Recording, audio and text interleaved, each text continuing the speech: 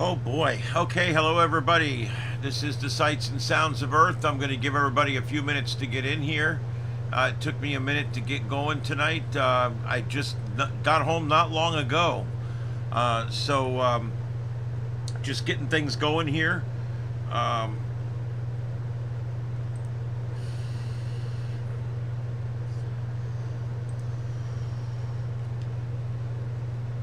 right, there we go. All right, so basically where we're at tonight is we've still got some pretty active time with the solar stuff, and so we're going to be talking a lot about that. I have a few other things too that we'll be talking about, and I also want to talk a little bit more about disclosure. I want to talk about this new video that's out. I mentioned it last night and talked a little bit about it, but I think I want to go even into more in depth with that. Tonight, if we have a chance, we'll see how things go with everything. We will ask Daddy Kitty here in just a minute and see if he wants to do that. You want to do that, Daddy Kitty? I don't know. He's sound asleep at the wheel. Good thing I don't let him fly much. I'm usually pilot flying, if you know what I mean. He is pilot monitoring. All right. So anyway, here we go. Let's see here. We are broadcasting live tonight from Starship Studios in Southwest Florida. And there you go. We are live tonight, and we are broadcasting worldwide on YouTube, which is the largest broadcast platform in the world. And we are using Fios fiber optic. They don't pay me to say that, but I'm so impressed. We get a little teeny thin piece of glass about as big as a piece of my hair that comes in here, and I have unlimited internet as much as I want. I've never been able to even come close to using it up.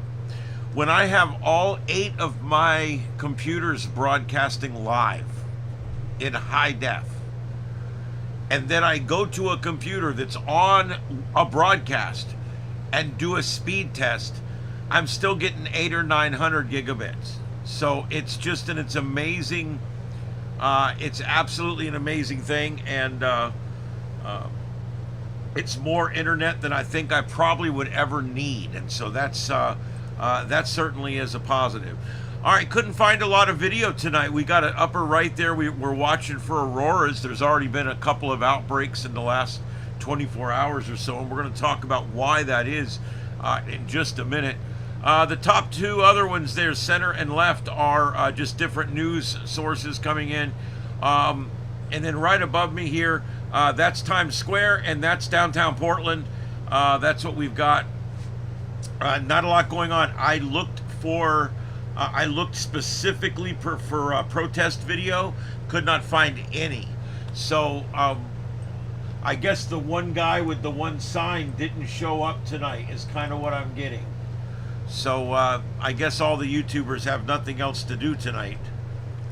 But anyway, there we go. All right, yeah, they found this pipe bomber guy, the Jan 6 pipe bomber guy. It's going to be interesting to see what comes from this, because I always, there's something fruity about that whole thing. I'm not going to get into it because I don't want to get political, but that whole thing was so forced and such a mess, and I don't know. I'm not happy with the way that whole thing come out. All right, so let me set this. All right, what are you doing, kitty? Hi. Let me set this audio here real quick. I'll set it back for D tonight. Every time I go into broadcast, I have to go back in and set all the audio sources again. It's a weird thing with Windows. I don't, my Windows 11 laptop, even though I've made it look and work just like Windows 10, it still seems to handle the sound a little bit better, which I'm happy about. All right, so let's move this back to D, this back to D. There we go. And get out of that, and then now, the more you know. All right, so there we go. I got to have my sound effects. I don't put in too many. As producer at work, I probably do about one a day. Sound effects have to be, here's the rule with sound effects, okay?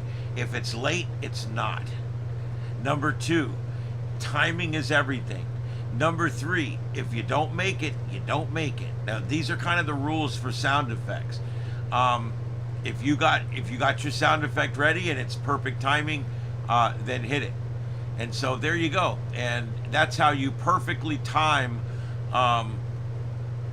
perfectly time when a sound effect is going to play. It's so important that you know stuff like that. And knowing is half the battle. G.I. Joe. And there you go. So there you go. All right. Let's see here. What else do we got going on? Let's see. Mariah eats glue. Thank you for being here. Kitty Awakens. Yes, he does. This is Daddy Kitty. Lots of tree lighting events. Yeah, I know. Don't cover a lot of those. I did one last night. We'll see what's going on. If I run across one, I'll put it up. All right. Probably I don't know how long I'm going to be on tonight, but I'll stay for a while as long as I can stay up here. I'm not feeling well tonight. I don't know. I've been feeling good the last week or so, but tonight not so much. Howdy from Nova Scotia. Always welcome. Thank you for being here. And hey, Caleb, what's up? Caleb. And let's see, Victor, thank you for being here. Yes, happy holidays. We are definitely in the holiday season.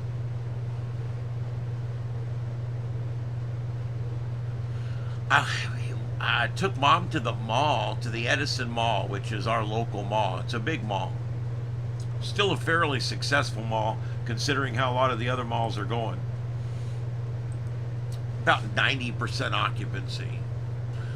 They lost a big anchor, and they've lost 2 or 3 mid-sized stores and some little ones, but they're still doing pretty good. Anyway, I went there thinking it was going to be busy, and we walked in there about, I don't know, noon, 12:30.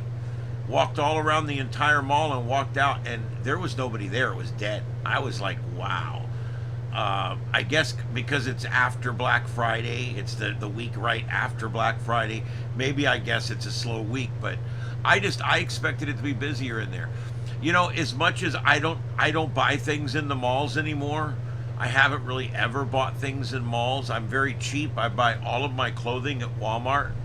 This shirt I bought like 4 years ago, work shirt. I've got about 20 of them. I rotate them.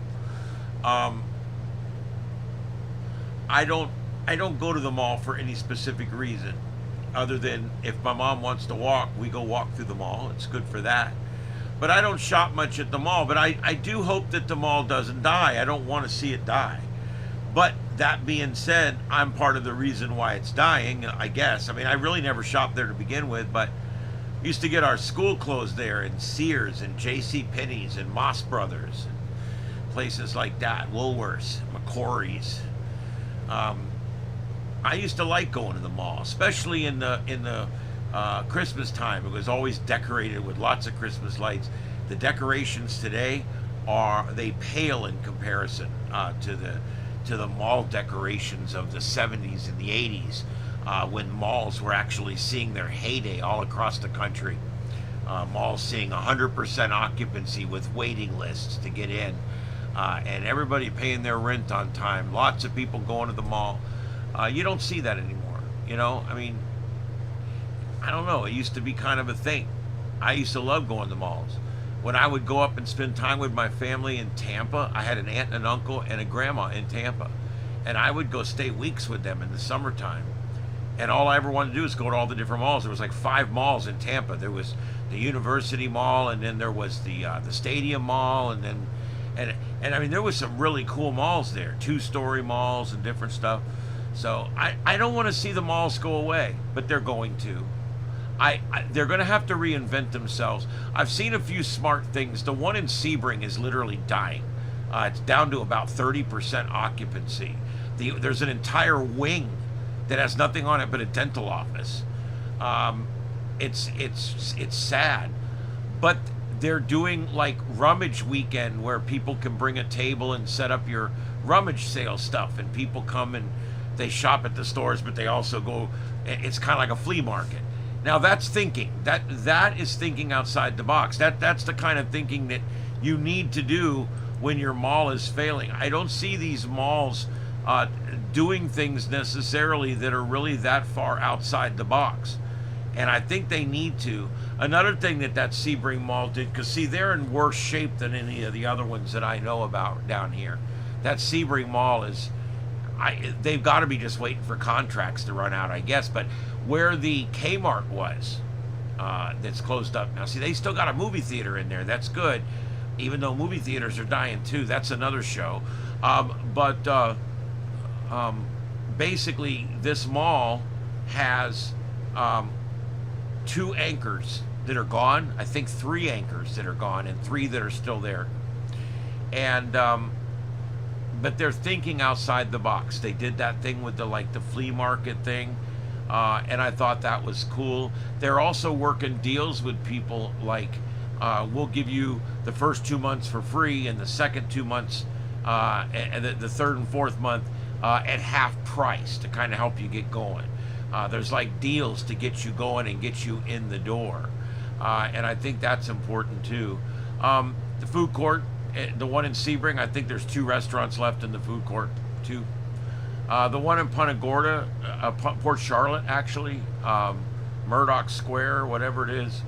I call it Murdoch Circle Mall, but that's not the name of it. It's, I don't know what the hell it is, something town center, whatever bullshit.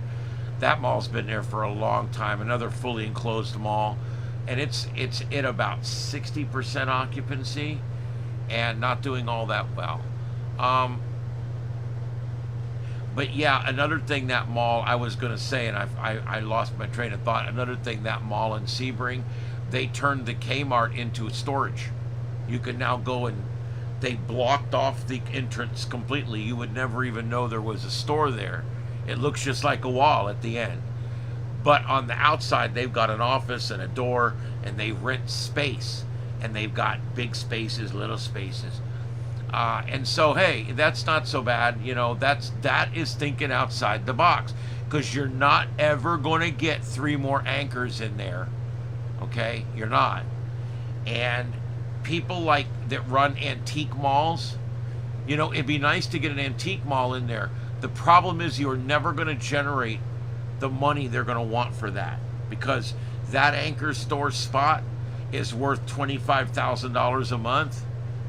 You know, if they're going to run an antique place in there, they're not going to be able to pay more than 10 grand a month. So what do? How do you handle that? Because if you start letting people move in for 1/3 of the price of what you're charging the other people, now you got another problem. So this whole mall thing is really becoming a fiasco. The Naples Mall's at about 90% occupancy, not too bad, 85, 90%. So that's good. I mean, we're not seeing all of the malls fold up down here, but a lot of them have. They've also put in some of these big open town centers down here, and they're hit and miss, but struggling along the way. And here's the other thing. I walk into these malls and I find out a lot of the department stores and a lot of the malls now are all being bought up by several big companies like Malls of America. And they're not putting any money into these things. They're basically just, they buy them, right? They only paint where they need to paint. And they're not putting any money into infrastructure. They're hardly changing light bulbs when they burn out. They're not even doing any big projects. They're not doing any additions. What they're basically doing is they're buying these malls and they're just going to run them out for 15 years and then sell them back off again once they're dead. And that's basically where they're at right now.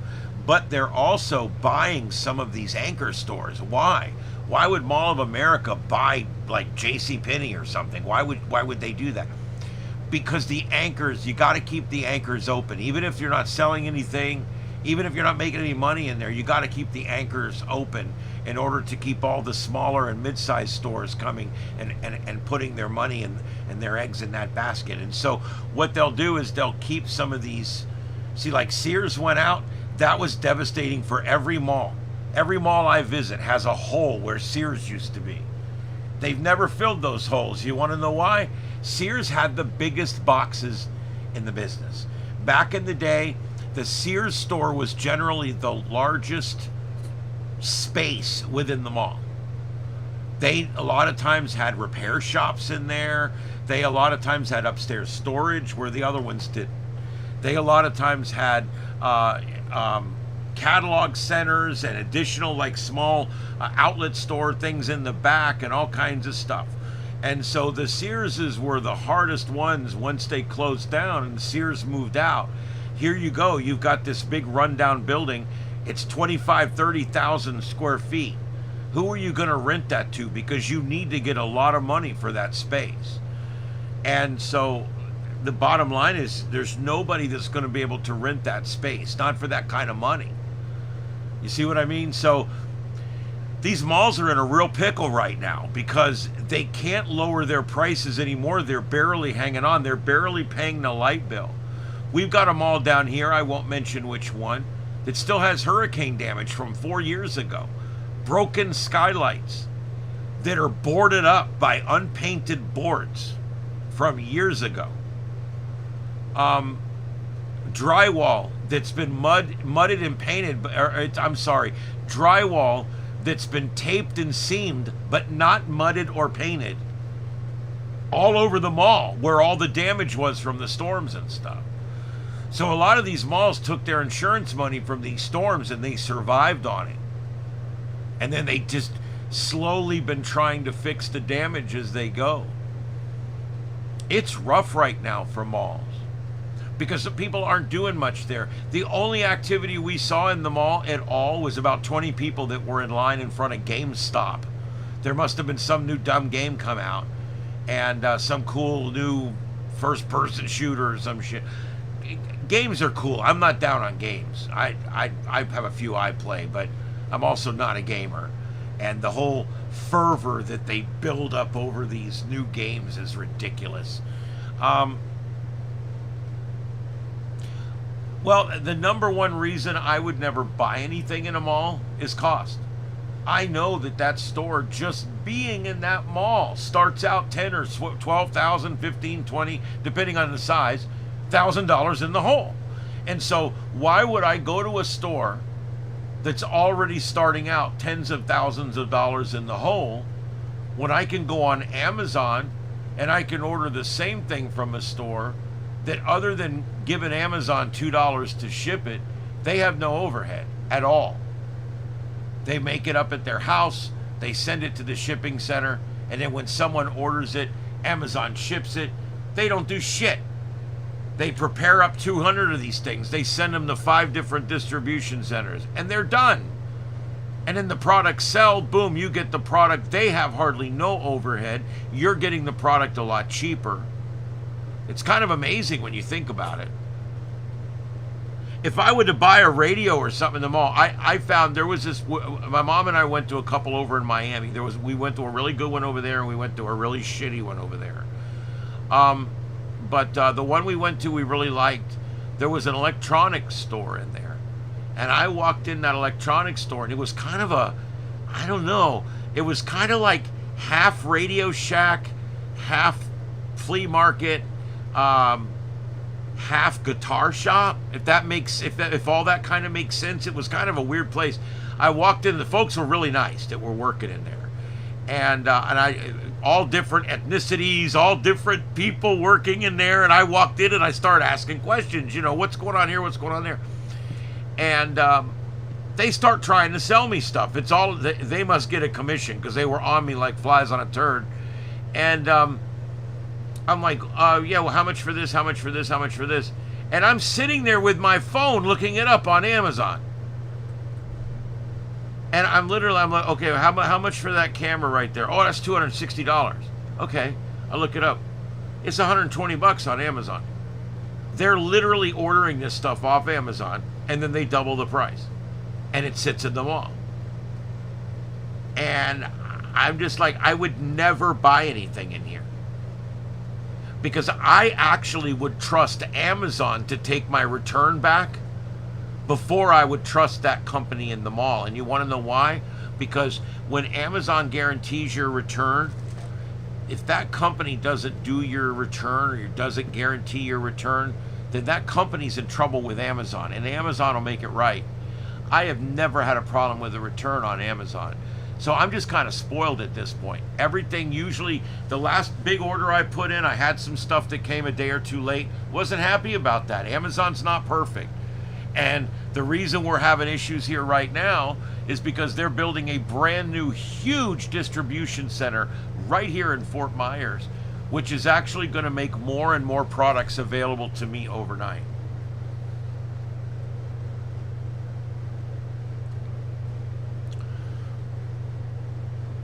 Yeah, we had an arcade down here called the Gold Mine. And one morning they opened it up and found some kid shoved behind a machine dead. That was a big scandal in this town for years. That place ended up shutting down after that. But yeah, I like the game rooms. I don't know why I had to even bring that up, but whatever. Game rooms are cool. I didn't play a lot of video games. I would rather keep my money and spend it on something else that I can keep. I'm a material person. I like to have things. And I could spend the money on a cherry pie, or I could spend the money on a slushie, or I could spend the money on some food or something, or I could spend the money on a massage or a cheap thrill. I'd rather spend the money on a Baofeng radio that I get to keep the rest of my life. I'm just material that way. I would rather spend my money on things that make me happy that I get to keep. Is that, I'd rather sacrifice on my next 3 meals a little bit and yet be able to buy a radio or be able to buy the wire I need to connect this thing or whatever. And that's just kind of the way I am. I cherish my physical things. I guess that's probably wrong. I don't know, but whatever. Hey, Eyes on Heaven, how you doing? Neighbor, how you doing tonight? Richard, thank you for being here. Yeah, guitar shops are all closing down. You're correct. There's still 2 Radio Shacks left down here. They're not corporate anymore. Of course, they're privately owned, and they're paying for the use of the name. But they still look and smell like a Radio Shack, and they have a lot of the same stuff in there. Yeah, pinball machines were fun. Yep.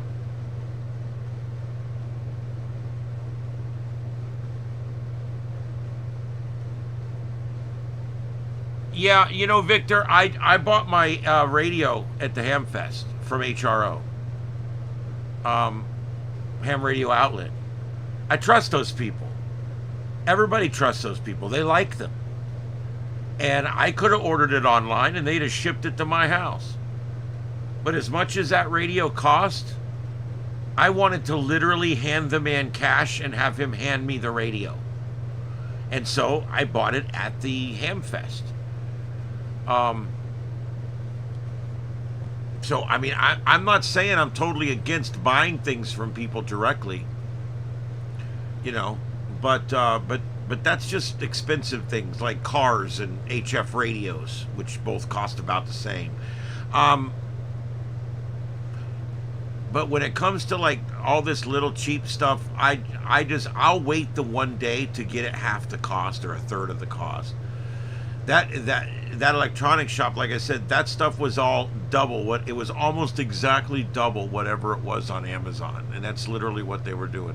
They even had some Baofeng radios and stuff in there. They didn't know anything about what they were selling, but they were selling them.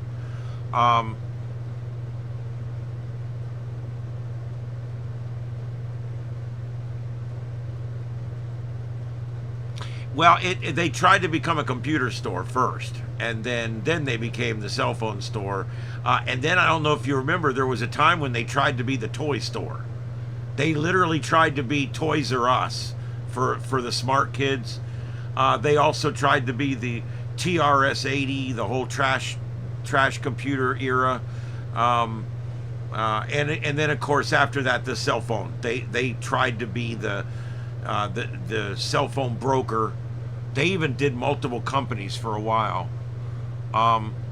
Junior, I'll tell you what, I love Radio Shack. I have fond memories of my little Radio Shack up at the top of the street here, and the man, there's an old man that used to work in there. He's probably been dead 30 years now. But there was an old man that used to work in there. And I would bring in my project that I'm working on, because I've never been good at soldering. I've never been good at it. My hands are not steady enough. I don't know. My eyes used to be pretty good, but my hands were never steady enough. Now it's an eye and hand issue. But anyway, I would bring my stuff in there and lay it on the second half of the counter down there. And he'd say, "What you working on?" And he'd walk over and I'd show him this and show him that. And he would explain to me what this circuit does, and he'd explain to me what that capacitor does, and I just loved that man. He was my teacher that I always wanted in school, but I couldn't get. He was actually teaching me something I gave a shit about.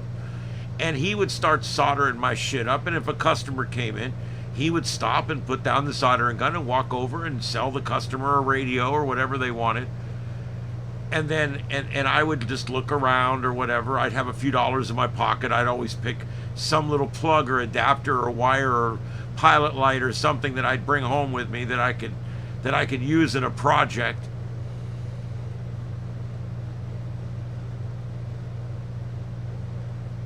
Yeah. Yeah, when you walked in this Radio Shack, it had the smell of solder and resin, which is cool. Oh, I used to love that.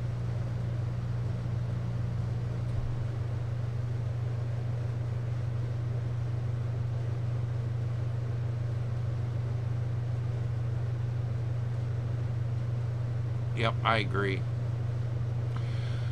I miss the old catalogs in a way, but you can't bring your phone in the bathroom. Just don't get anything on it. But I could, at the fire station, it was always the funniest thing in the fire station. We had a restroom that was not really a public restroom. It wasn't. But if the public walked in and said, "Can I use your pisser?" we only had one restroom. It was all guys. This was early on. This was the old station. And it was 2 showers and a urinal and 2 toilets, and they were just in the room. So if you had to shit, you just locked the door, so you had a little privacy. But for the most part, the guys just went in and did what they had to do and came back out. And so we tried to keep it neat in there and clean, and if the public had to use it, we'd let them go in there and lock the door and do what they got to do. But we had a rack in there with magazines in it for reading, because I don't know if you know this or not, for you younger folks, in the 70s, the shit wouldn't come out unless you had a magazine to read. I don't know what happened. I don't know why it's different now. But anyway, people just sit down now and they shit in about 8 seconds and they get up and they run. But back in the old days, you had to read at least a chapter or 2 in a magazine in order to get it to come out. I don't know. Anyway, the point was, we used to take Gall's magazine. Do you guys remember Gall's magazine? It's still out there. It's still available. The Gall's Company, Galls. They sell police, fire, EMS, security, law enforcement equipment. And we used to buy everything from them. Our light bars, our vests, our flashlights, everything but radios, pretty much. We, and hose and shit. But any small stuff we bought from these guys usually. And what we would do is, when the new magazine would come in, we would take the cover off the magazine and go in there and take one of the Playboy magazines or the Penthouse magazines and pull the staples and literally put the cover of that Gall's magazine on there and put the staples back through it and fold them up. And it looked like a whole rack there of Gall's magazines. And it was like that for the longest time. There was like 8 or 10 Gall's magazines in there, but they were all nudie magazines. And in the front, there was always the latest real edition of Gall's, so that you could pull it out and you could look at it.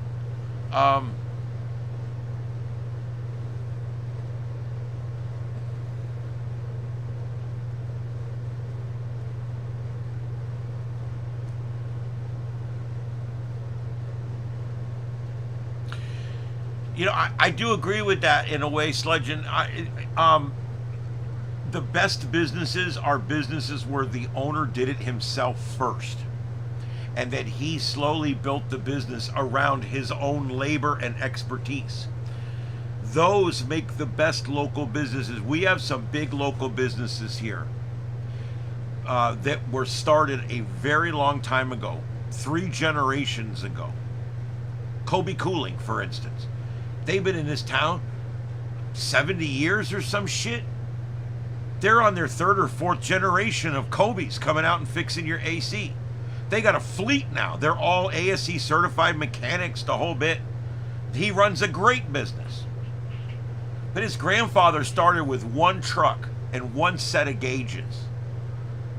And that's why they're my AC guy, because I mean, you know, they sponsor our show too. They're one of our show sponsors. Not this show, the other show. I don't do What? Oh, that's my boy. So, you know, when it comes to stuff like that, that's the best kind of business, is one where a man started, or a woman started it themselves. I use a very generic male-female vernacular, so please don't ever be offended. If I say a man did this and a man did, I mean us as humans. Man and woman are both men.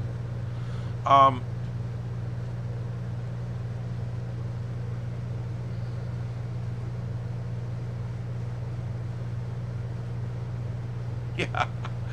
Best Buy used to be great for buying parts and wires. There was a short time there where they became the Radio Shack, but they didn't stick with it. They've gotten back now to where, I mean, they might have a nice guitar cable or something, and you're going to pay out the ass for it too. There was a time when I used to buy my computers and tablets. I would walk into Best Buy, but I can't be. I just bought me a Ryzen 9 laptop with a hot video card in it, okay, that is on a gaming platform that has 64 gigs of DDR5 RAM and a terabyte of solid state drive on a 17.5-inch laptop with a backlit keyboard, okay, and I got it on Black Friday for like $1,100 and something dollars. You'll never get that at Best Buy. I'm sorry, you just won't. Not even on Black Friday. Circuit City. I you know what? I'm going to tell you some geeky thing about me that you may not know. I love to go back and watch documentaries on the rise and fall of big businesses. Not because I also watch things on plane crashes too. It doesn't mean I like plane crashes. But here's the thing. I love to see what makes something work, and I love to see what made it stop working. There's always something. There's always a fin in the fan that breaks, and that causes the entire business to spin off kilter. And from then on out, it can't make a business living anymore. And that's with so many places. Well, one of the business, Circuit City, is one of the businesses I deep dived a while back.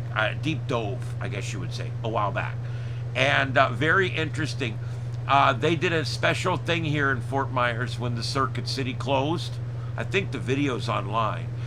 When the Circuit City closed, they had the original cashier that made the first sale in the original Circuit City here on US 41, the Tamiami Trail. They called her, they still knew where she was, and called her and had her come back, and she rang out the last sale in the store. And it gave me chills. I'm like, I love stuff. I love nostalgic, cheesy shit like that. That was cool. Circuit City was amazing. You know what killed Circuit City was a lot of different things. They didn't adapt with the times. They were salesman oriented for a while there, and it got to be, electronics kept getting cheaper and cheaper and cheaper, and their business model was designed more for selling expensive products. And so the Best Buy business model ended up being the one that was designed for cheaper electronics. You sell a lot more in the same floor space. You don't have hardcore salesmen. You don't pay your salesman a commission, and basically you just put everything out there. It's kind of like the electronics Walmart. Okay, that's what Best Buy is. Circuit City was customer oriented. They had rooms. They would bring you in, and they would say, here's the stereo I like, here's why I like it, let's turn it on so you can hear it. Now, I like speaker number 3. They're great speakers. Let's listen. And they would have a couch, and you would sit down, like the Memorex commercial or whatever, and you would sit down and listen to the speakers, and the guy would put on songs for you, and he would sell you a whole system.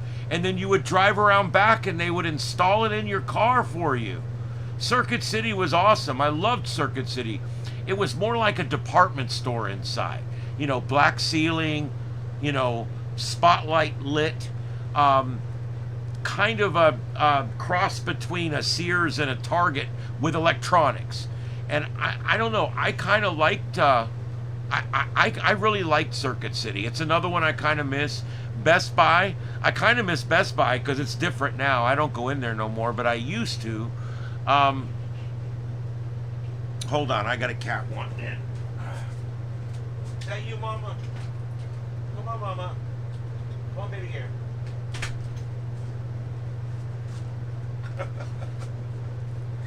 Yep, that was Mama Kitty scratching at the door. They get what they want around here, trust me. They get exactly what they want. Isn't that right, Mama? That's right. See, she said yes. Okay,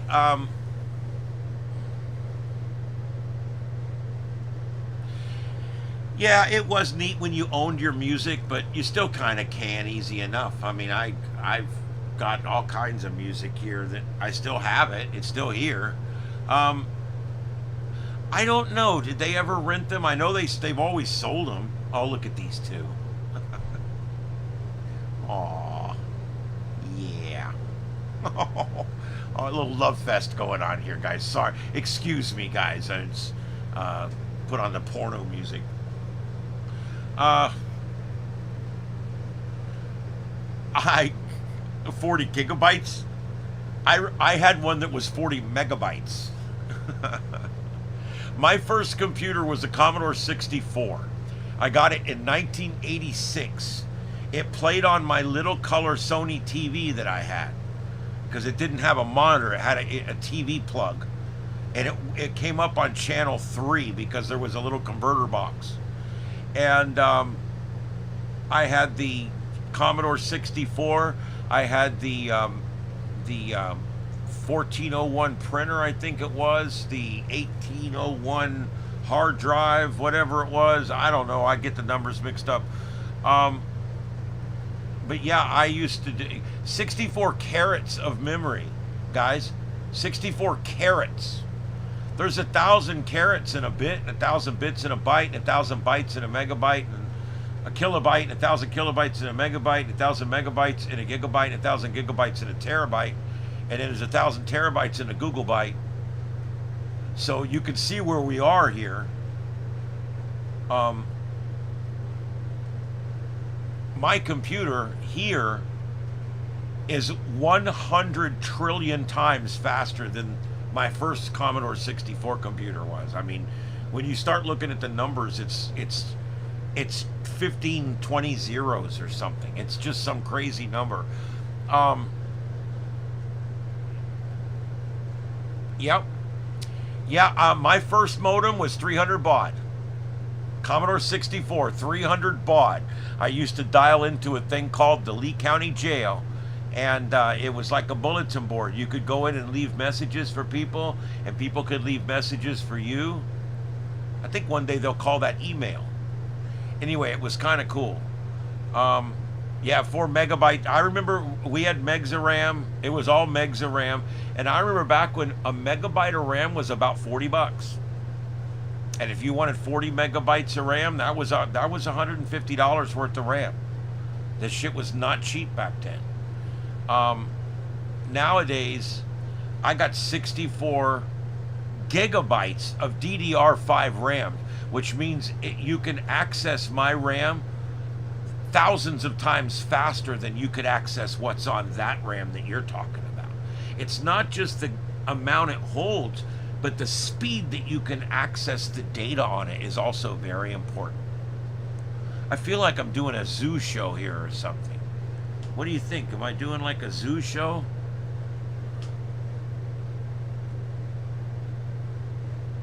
I've got an old TRS-80 out in the shed, but it's in pretty bad shape. I found it on the side of the road. I stopped and picked. I don't do that all that often. Got a couple good chairs that way, though.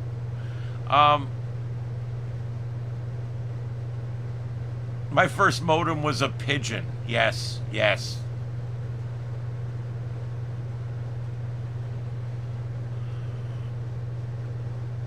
Oh, yeah. Yeah, 56, whatever K modem, 56,000 K, whatever. When they came out with those speeds, you could send a picture. It was awesome. You could send a picture through the phone line, kind of like a fax machine, which was just being invented about the same time.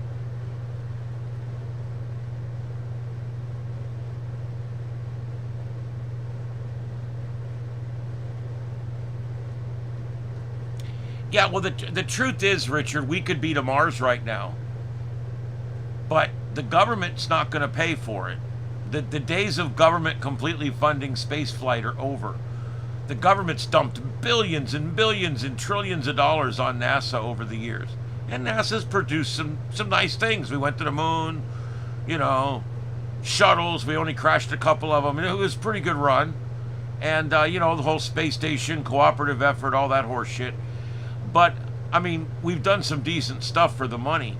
But where it's at is private space, private aviation. This is where the future is.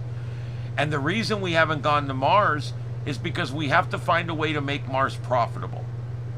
If they think in 30 years they can build a hotel on Mars and you can go stay there, like in Total Recall, if they think that we can build a hotel up there and there's money to be made, there will be investors that will invest.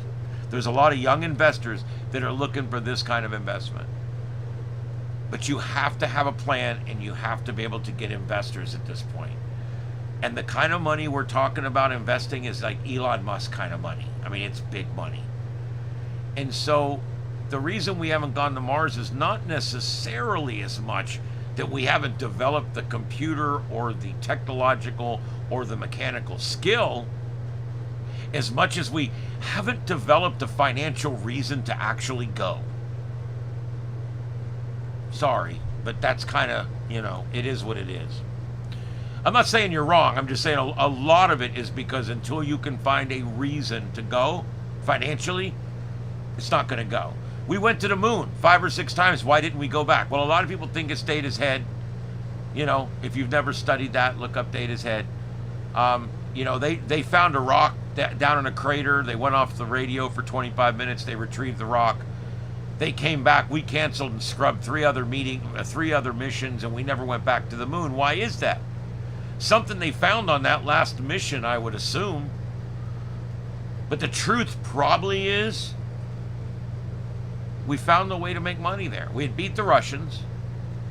We got there. There wasn't gold in them there hills, which, you can't make money that much from moon rocks.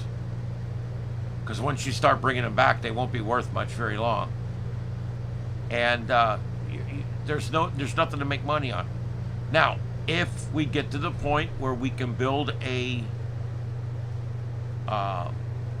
moon base up there, Moon Base Alpha, and we can start bringing people up,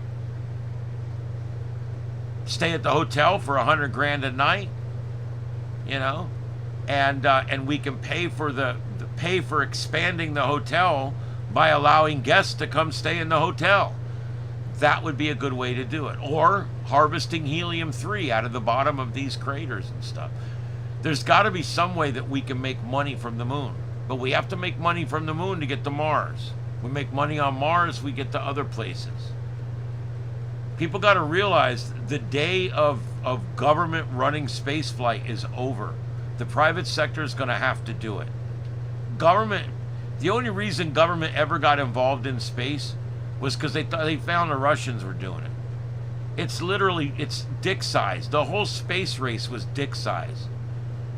Which I'm fine with because we got there. We had the bigger dick, and that's good. But it's still bullshit when you think about it. The moment we made it to the moon, it wasn't fun anymore, and we quit. I mean, we're literally like kids on the playground. That's not fun no more. We already did it. And I think that had they found gold up there or something, we'd still be going. Had they found a reason to go back, we would be going, but there's no monetary reason to go back right now. We're not quite to the point where we're ready to build a hotel yet. They didn't find anything to bring back so far. And so, now the private sector's taken over. Elon Musk is already working angles, and so is some of the other companies too, with space tourism. We saw Captain James T. Kirk, Bill Shatner, blasted off into space. He's the only person to play a space captain to actually go to space. I think that's pretty damn cool, really. I don't care who you are. The dark side of the moon. The truth is, there is no dark side of the moon. There's only a side that we don't see, and that's the side they refer to as the dark side of the moon. The man on the moon, yep. You know that spalling that makes those gray splotches on the moon only exists on this side. That spalling is what happens when Earth's gravitational pull works on the moon for tens of thousands of years. That's what happens. But when on the other side of the moon, which is always facing away, it just looks like regular moon. There's no like big spoiled marks or spall marks. I think they call it. It's like the big gray marks and all that up there. That's because of the gravitational pull from Earth is what's caused that. And you know that you've never seen the other side of the moon with your eyes, and you never will. Only a handful of people on this planet have ever seen the other side of the moon. Now, there's pictures of it, the ones that NASA actually will release.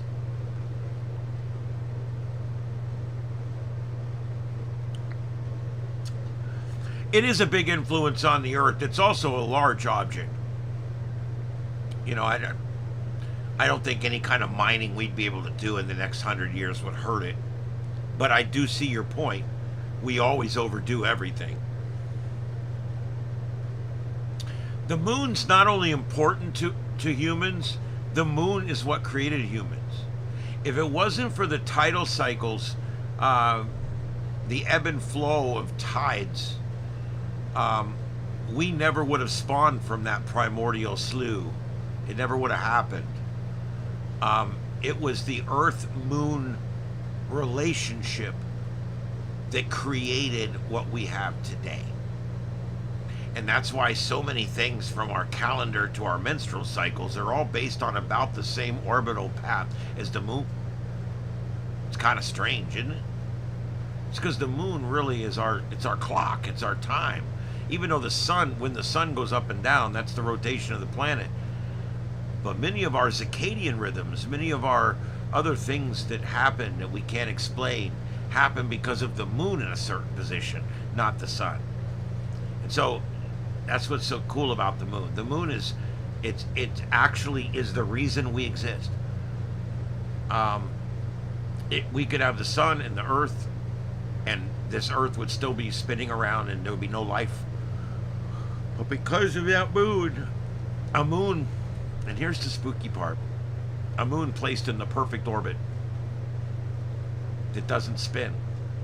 You know, it's the only natural satellite in the entire solar system that doesn't spin. It doesn't spin. The same side of the moon always faces Earth. Now, if you were going to put an observation platform to watch a planet, you would want your platform to not rotate because you would want your duck blind to always be facing the ducks, right? So if you put a moon here and you created a scenario here and you want to sit back and time dilate it and watch it grow, you would need a duck blind somewhere where you can base yourself, use an energy field to mask your presence, and the moon would be perfect because we're going to need a moon to get the tides going anyway. So we'll get the moon, we'll tow it into orbit, we'll set it up just right, and then we'll spark off life here. and see what happens. And so I'm not sure that they're not still watching us from that duck blind, because here's the thing. The moon passes over us every day, right? And it gets a really good view of us every day. Sometimes that duck blind would be in the light, sometimes it would be in the dark. But either way, it would have a perfect view of the Earth 24 hours a day. That duck blind in the middle of this side of the moon would have a perfect view of the Earth 24 hours a day. It would receive 1/2 of the disk's radio transmissions 24 hours a day, whatever side of the disk was facing it. It would be able to see what's going on with any kind of highly advanced optics or sensors that they might have. And they would be able to monitor the entire age of humanity from start to finish from a duck blind on the moon. And they have ships, they come down and take samples and stuff from time to time. We see them. The government's finally admitted that they're there. And so I have thought for a very long time now that logically, when you look at it logically, the moon appears to be something that was brought here on purpose, placed in the perfect orbit, placed in an orbit that no other planetary or moon body anywhere in our solar system or anywhere else that we can explore with what we have today exists. A moon that doesn't spin. All the other ones spin. Jupiter's moons spin. Even the little moons around Saturn, a bunch of them, all the little pieces, everything spins. Everything has some kind of sympathetic movement or motion. Everything in this solar system spins, except one thing. The sun spins. Everything spins. The rocks in the Kuiper Belt spin. I mean, I want you to think about this. This is crazy. Pluto spins. Everything spins except one thing, our moon. Our moon, which when we hit it with spacecraft rings like a bell. Our moon, which doesn't make sense. The gravity versus the size does not make sense. Our moon that is so mysterious in so many ways, and we take it for granted. I think it's close to one thing on this planet that we can all look up and see at the same time. It's kind of neat. Our moon is so very important to our very existence. It created us because it created the tidal movements. And it's always been there. As far back as humanity goes, there's been one moon in the sky. You can go back to hieroglyphs, thousands and thousands of years back. It shows a sky with one moon. That moon has always been there, and it's such a special thing. And so I know there's more to it. I'll die now and probably live again and never know what it is, but I know there's something really special about that rock out there. There's something really special about that moon. When I look at it, I can feel it. I just know it. Yes, tonight's a super moon and it's bright as hell.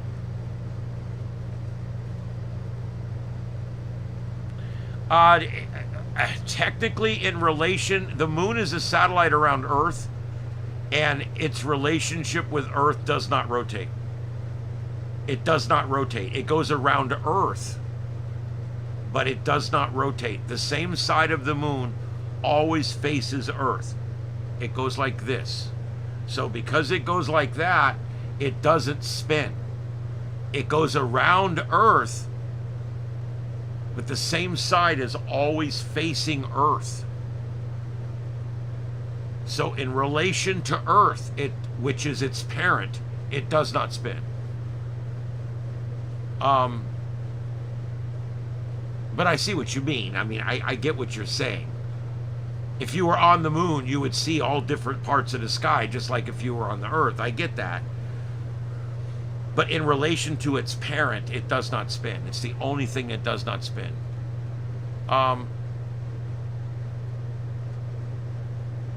Well, because the moon's been there, done that. Again, it's dick size. Of course, Elon doesn't care about the moon. Moon's been done.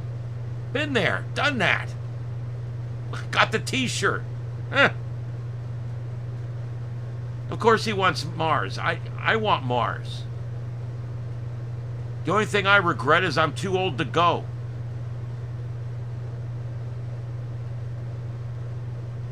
It took some time to figure out the moon. It did. A lot of people had different theories on the moon. Hell, there was people up to 400 years ago thought the Earth was flat. Oh, wait, there's still people now that think that.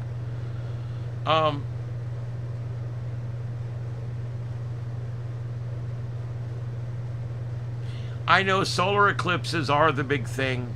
I agree with you. I love lunar eclipses. I love the peace of just going out in the middle of nowhere, just you and a significant person you care about, or maybe you by yourself, and just go lay on your own windshield of your car and just look up at that sumbitch and watch it go into the eclipse mode. It's a lot of fun. I go out during lunar eclipses, especially now that I got my new radio. I'm going to go out and do radio during the next lunar eclipse. I've already decided, so that's going to be fun.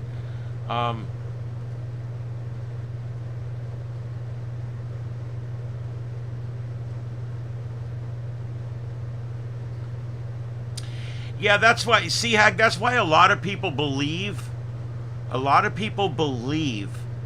NASA found something on the moon during that last mission. And that because of whatever it was they found, that they decided that going back would not be a good idea. And they stopped.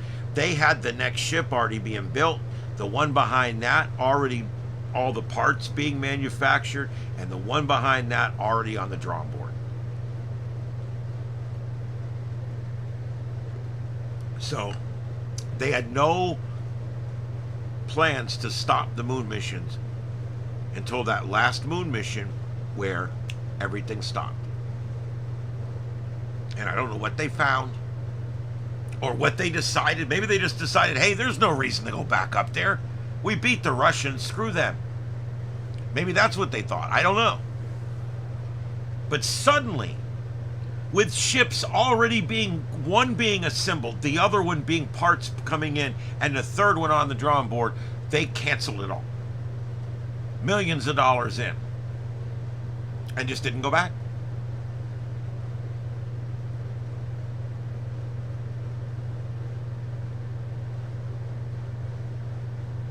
If you're younger than 50 or 55, I'm 56 myself, so if you're my age or younger, there's a pretty good chance you're going to get to see a man on Mars in your lifetime. I think in the next 10 or 15 years, I think we will start sending at least manned missions to orbit Mars at that point.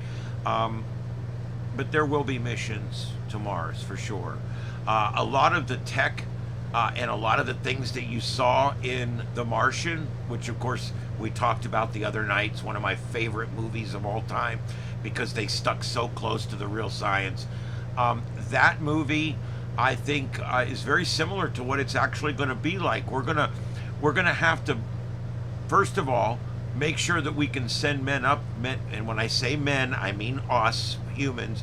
When humans go, we're going to have to make sure that we can do it all. We're going to have to send a mission first to make sure that we can orbit Mars and come back successfully. Maybe send down a test package. Then we're going to have to send automated ships to send down a HAB because just like in the movie, they had remember the HAB was like 5 modules connected together. And that was those modules, the HAB was brought down. HAB is short for habitat, by the way. And that was brought down before the people from the mission ever were even picked for the mission. Those modules had already been sent up there, and they'd already been brought down and assembled in place and pressurized. That was all done by machines. Weirdly, machines you never see. I always wondered why we never got to see any of the machines that they used to build this stuff. And remember, there's something on Mars that makes everything you do on Mars a lot more difficult.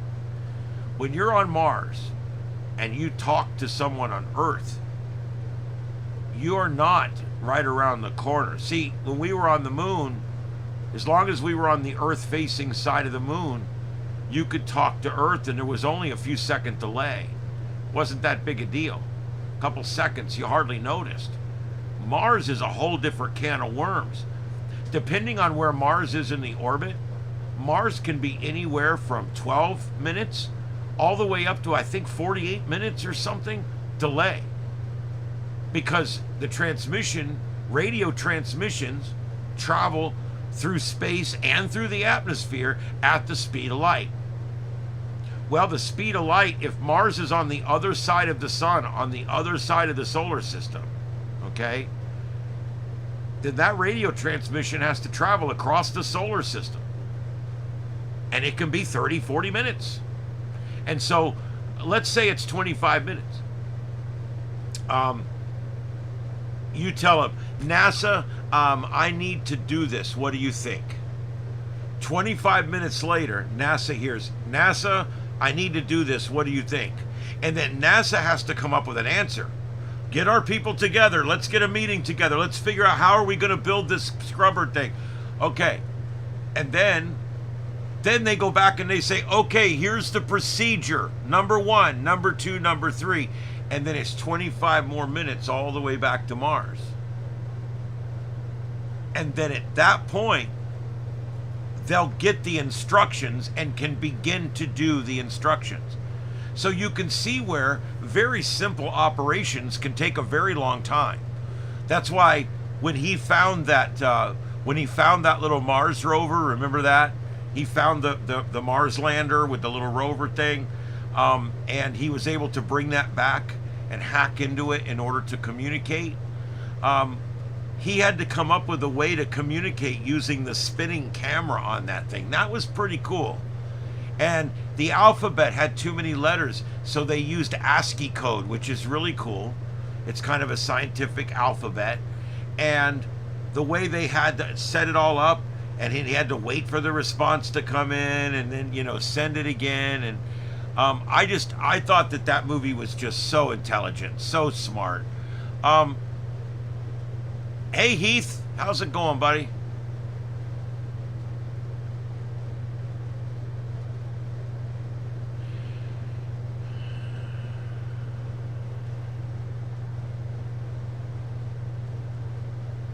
Yep, so anyway, there you go.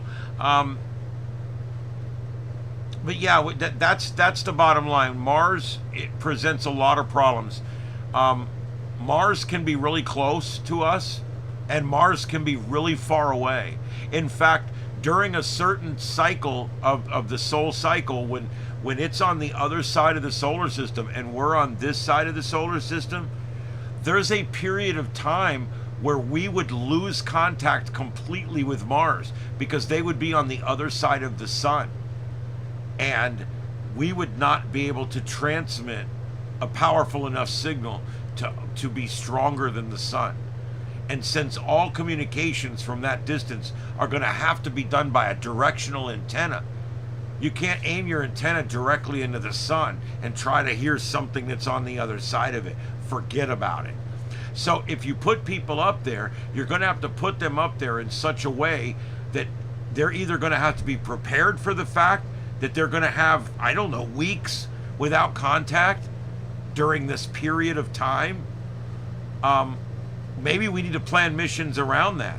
Plan missions so that once we come out of that, it's coming around, and then we would launch so that it's the least amount of fuel needed to get us to Mars. You see what I mean? And there's certain periods of time when you would launch, because that would bring you're leaving Earth at the speed Earth is moving, and you need to rendezvous with Mars at the speed Mars is moving in the direction Mars is moving in order to achieve a standard orbit.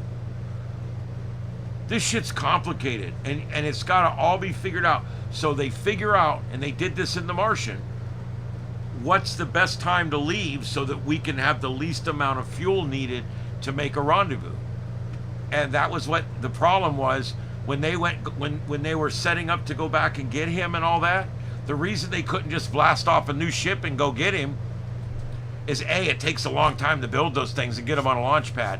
But B, they had to do it during certain times, or else you would not have enough fuel. It would take you a year to get there, and then when you get there, you wouldn't have enough fuel to stop, and it would just be a waste. So Gary Anderson, yep. Gary and Sylvia Anderson also made Space 1999, which is as quirky as it is one of my favorite old sci-fi shows.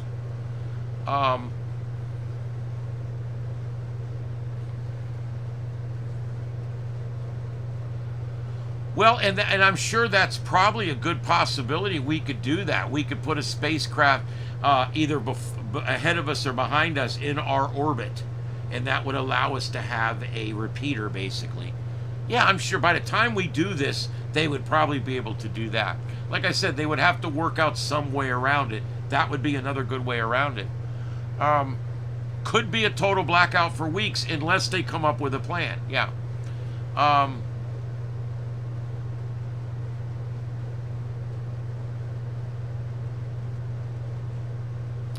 Yeah, and it would take a while, but you would at least be able to get messages back and forth for sure. It takes quite a transmitter to get a message from the surface of Mars to a satellite that's orbiting Earth. It takes a lot of energy to do that.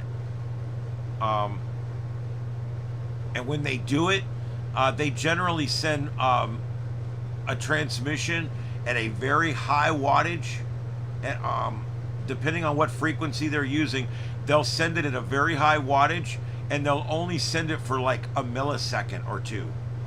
And when they send it, it's a data burst. Yeah, a repeater on the moon wouldn't help us much. That would be like you having a big antenna at your house and then putting a repeater about 3 blocks away. Really wouldn't do you a lot of good, because the Earth and the moon are so close together, and Mars is so far away compared to the Earth and the moon. Hey Gator, what's up, man? But yeah, I wish we had a repeater on the moon. That would still be cool. Rocket science. I love rocket science. I can't do the math for rocket science, but now with AI, you can actually ask AI to configure rocket dynamics for you if you understand how to put in the parameters. So that's pretty cool. How much fuel do you need to carry the fuel that you're going to need to carry the fuel that you're going to need to get to orbit? That's rocket dynamics. I love it. All right, so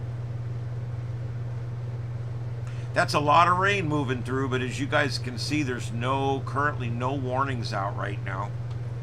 We've got a general thunderstorms, an area where there's a slight risk of some thunderstorms, I guess. Nothing, to be honest with you. Nothing. Some pretty heavy rain moving through the Atlanta area. I mean, that's for sure.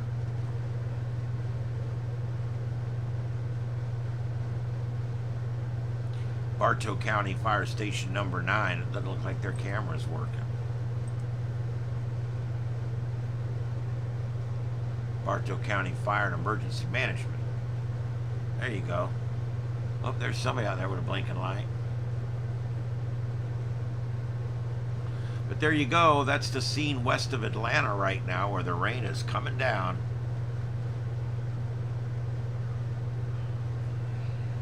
Yeah. Isn't that right, Daddy Kitty? He'll agree with anything. You can't trust anything he says.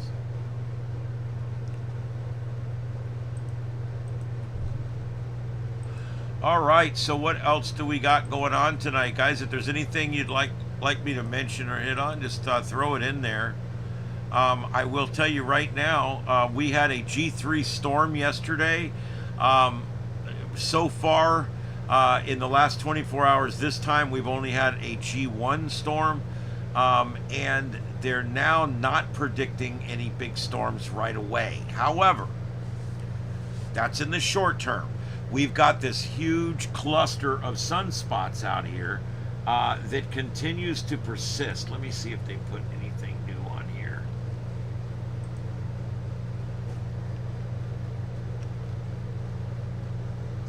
Daddy kitty. All right, let me put on this here. All right, here's what it looks like, guys. These are the sunspots we're dealing with right now. That 4300, that little baby one, 4300, that's the one that set off that solar flare earlier. Let's see. Yeah, 4300 erupted today at 2:50 Universal Time, 0250, which is 2 a.m. and 50 seconds Universal Time, producing a strong M6 class solar flare. The CME emerged from the blast site, but a NASA model shows that it will miss Earth. So that one will miss Earth because, see, it's still pretty far around on the side. As these things get closer, as they come around more and more towards facing Earth, then anything that happens will be more likely to be geo-effective. Now, geo-effective meaning affecting our planet, okay?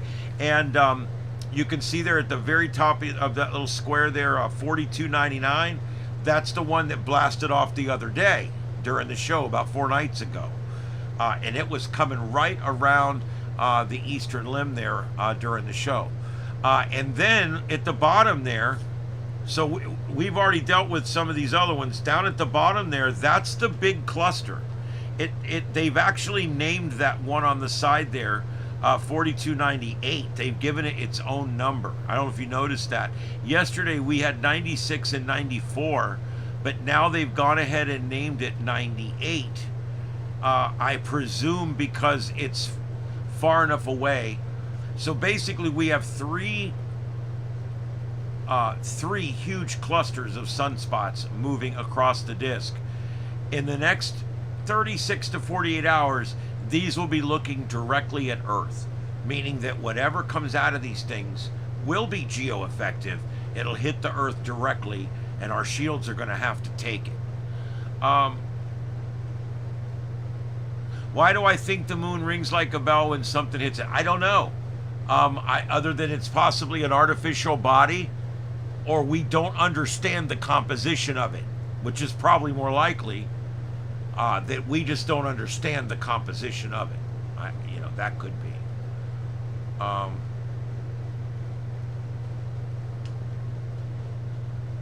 Because I'm just not sure myself exactly what the deal is with the moon, but I know something's up with it. There's just something. There's no way that it is just what it is. There's just too many weird quinky dinks. It's the perfect spacing from the Earth. You ever wonder why we get an eclipse and it literally perfectly covers the disk? You can see the little fire all the way around it. It's such a perfect fit. And do you know what the odds of another planetary body being exactly the right distance from us, so that it completely blocks our sun almost exactly like that? Just that itself is fairly astronomical. It's almost incredible. It's almost like it was planned. The tides, the way everything works, the timing, it all seems very planned and very scientific.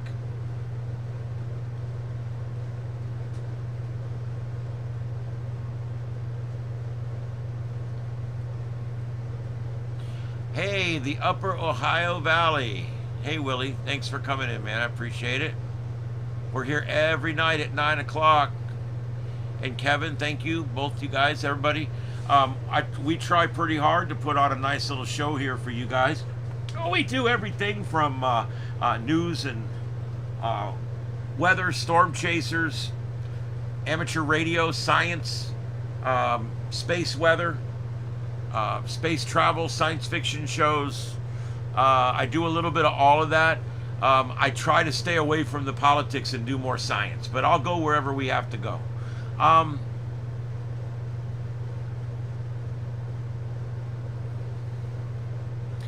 Yeah, you're right, Heath. The chances of the moon being completely random like it is almost zero, or is zero. The odds are, it's like the Atlas I3 Atlas. The odds of that coming through on that plane at that speed and everything else, it's just incredible. And happening during even just during our lifetime is an astronomical thing. Isn't that right, Kitty? But anyway, as this turns more to the east, that 4298 is almost facing Earth now.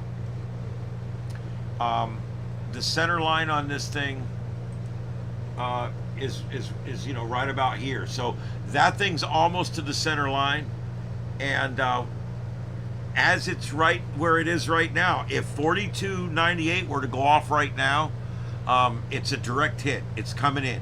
That doesn't mean it's going to be the end of the world or any of that most of the time, but it still could be something that could be a newsmaker. That second one's the one that they all three have weird magnetic complexes inside, and it's, from what I've seen, yeah, I agree. Standard, I think you're correct on that, actually. Look, if I was flying through space and I saw this shithole down here, I'd keep right on flying. You got to do better than this. You got to do better than this, right? I mean, would you stop if you were flying by here and you were looking for intelligent life, and you look down here and you saw the stupid shit that goes on this planet? Oh, and even worse, you learned about us from our television signals. Think about that for a minute. You learned everything you need to know from our television signals.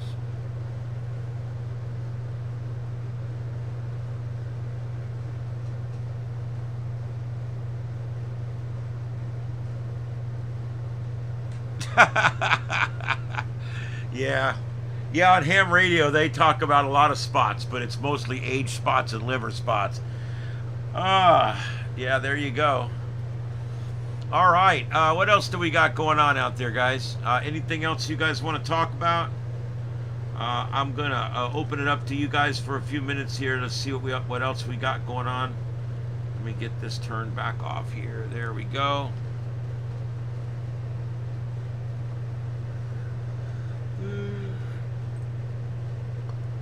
Oh, Heath, it's about to rain, buddy.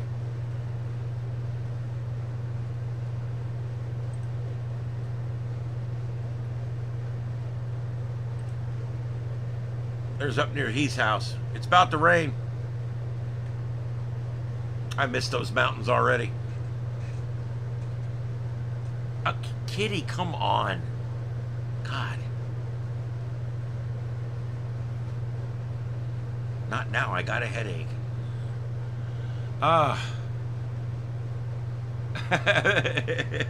Three-Eye Atlas, they kicked on the afterburners when they heard the banjos playing. There you go. Yeah, Heath, you could probably get an inch overnight, buddy. It looks like a lot of rain coming up through the mountains.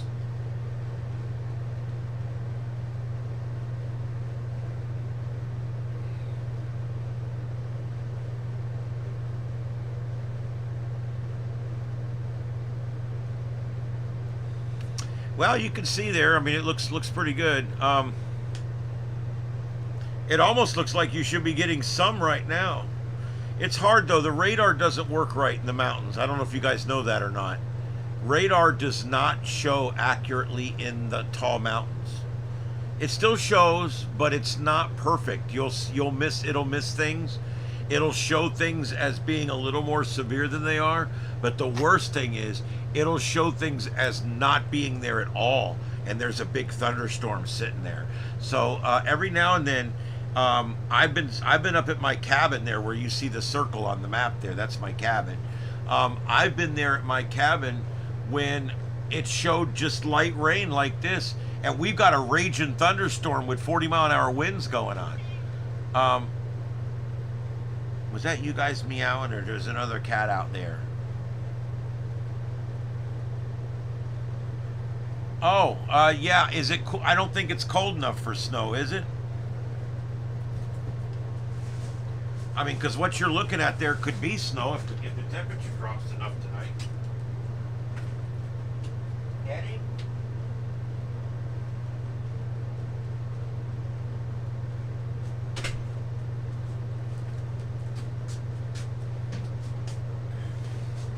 Do you believe this? I'm doing this whole show now with 2 cats sitting in front of me. What are we doing? Is this how we're doing this now? I mean, is this okay with the union, guys? You're not really supposed to show open affection on the radio or on the TV, but that's okay. All right, so, yeah, there you go. All right, no, it's not cold enough. I didn't think so. Hey, Victor, no problem, buddy. I love doing it. Yeah, when I go up there, I either hope that it's warm, not warm, but, you know, not freezing ass cold, or if it is going to be freezing ass cold, I want it to snow its ass off. That's how I am when I'm in the mountains. Either don't be too cold, or if you're going to be cold, then let's do it. Let's snow. Let's do this bitch. I want to do it right. It's a catastrophe. Yes, it is. It is. These are my kitties. You know, I'm living alone right now. You know, I go from having several friends here and family here to just being by myself for a while, and I don't know. I kind of like it in a way, but for the most part, it sucks. But I do have my cats, and I'm really close to them. I mean, they're just amazing to have. People that live their whole life and they don't have animals, I feel sorry for them, because they'll tell you like, "Oh, I never wanted any." The love you feel for an animal that the animal feels for you, it's just on a different level. I'm not saying it's better or more than having a child or having a wife or having a grandmother, but it's different. But the love you feel from that animal is very special, and it makes you feel really good to take good care of the animals. And I just love my cats. The sights and sounds of cats of Earth. That's right. These are the cats of Earth. Yeah, it's all right, Daddy. Let me see what else we got going on. There's this new video that's come out. It's on Amazon Prime, but here's the catch. I'm pissed. I got Amazon Prime. I've had Amazon Prime for years, right? I believe in it. I love it.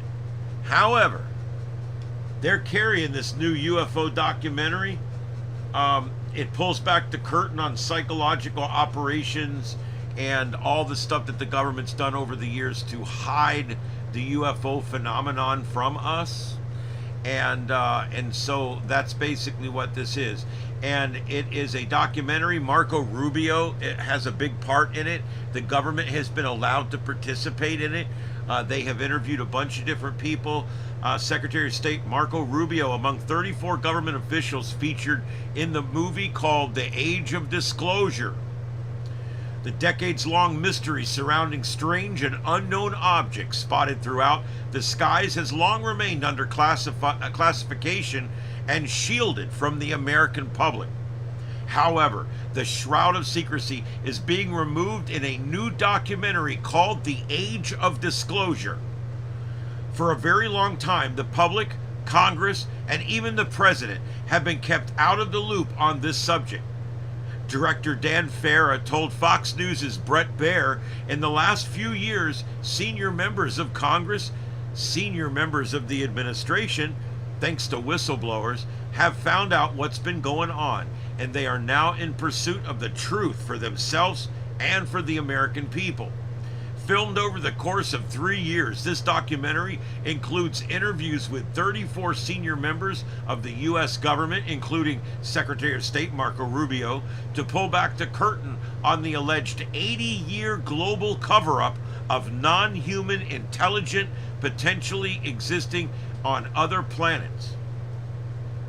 Every single person I interviewed made it clear that it was no longer a question of whether it was a real situation, Farah said.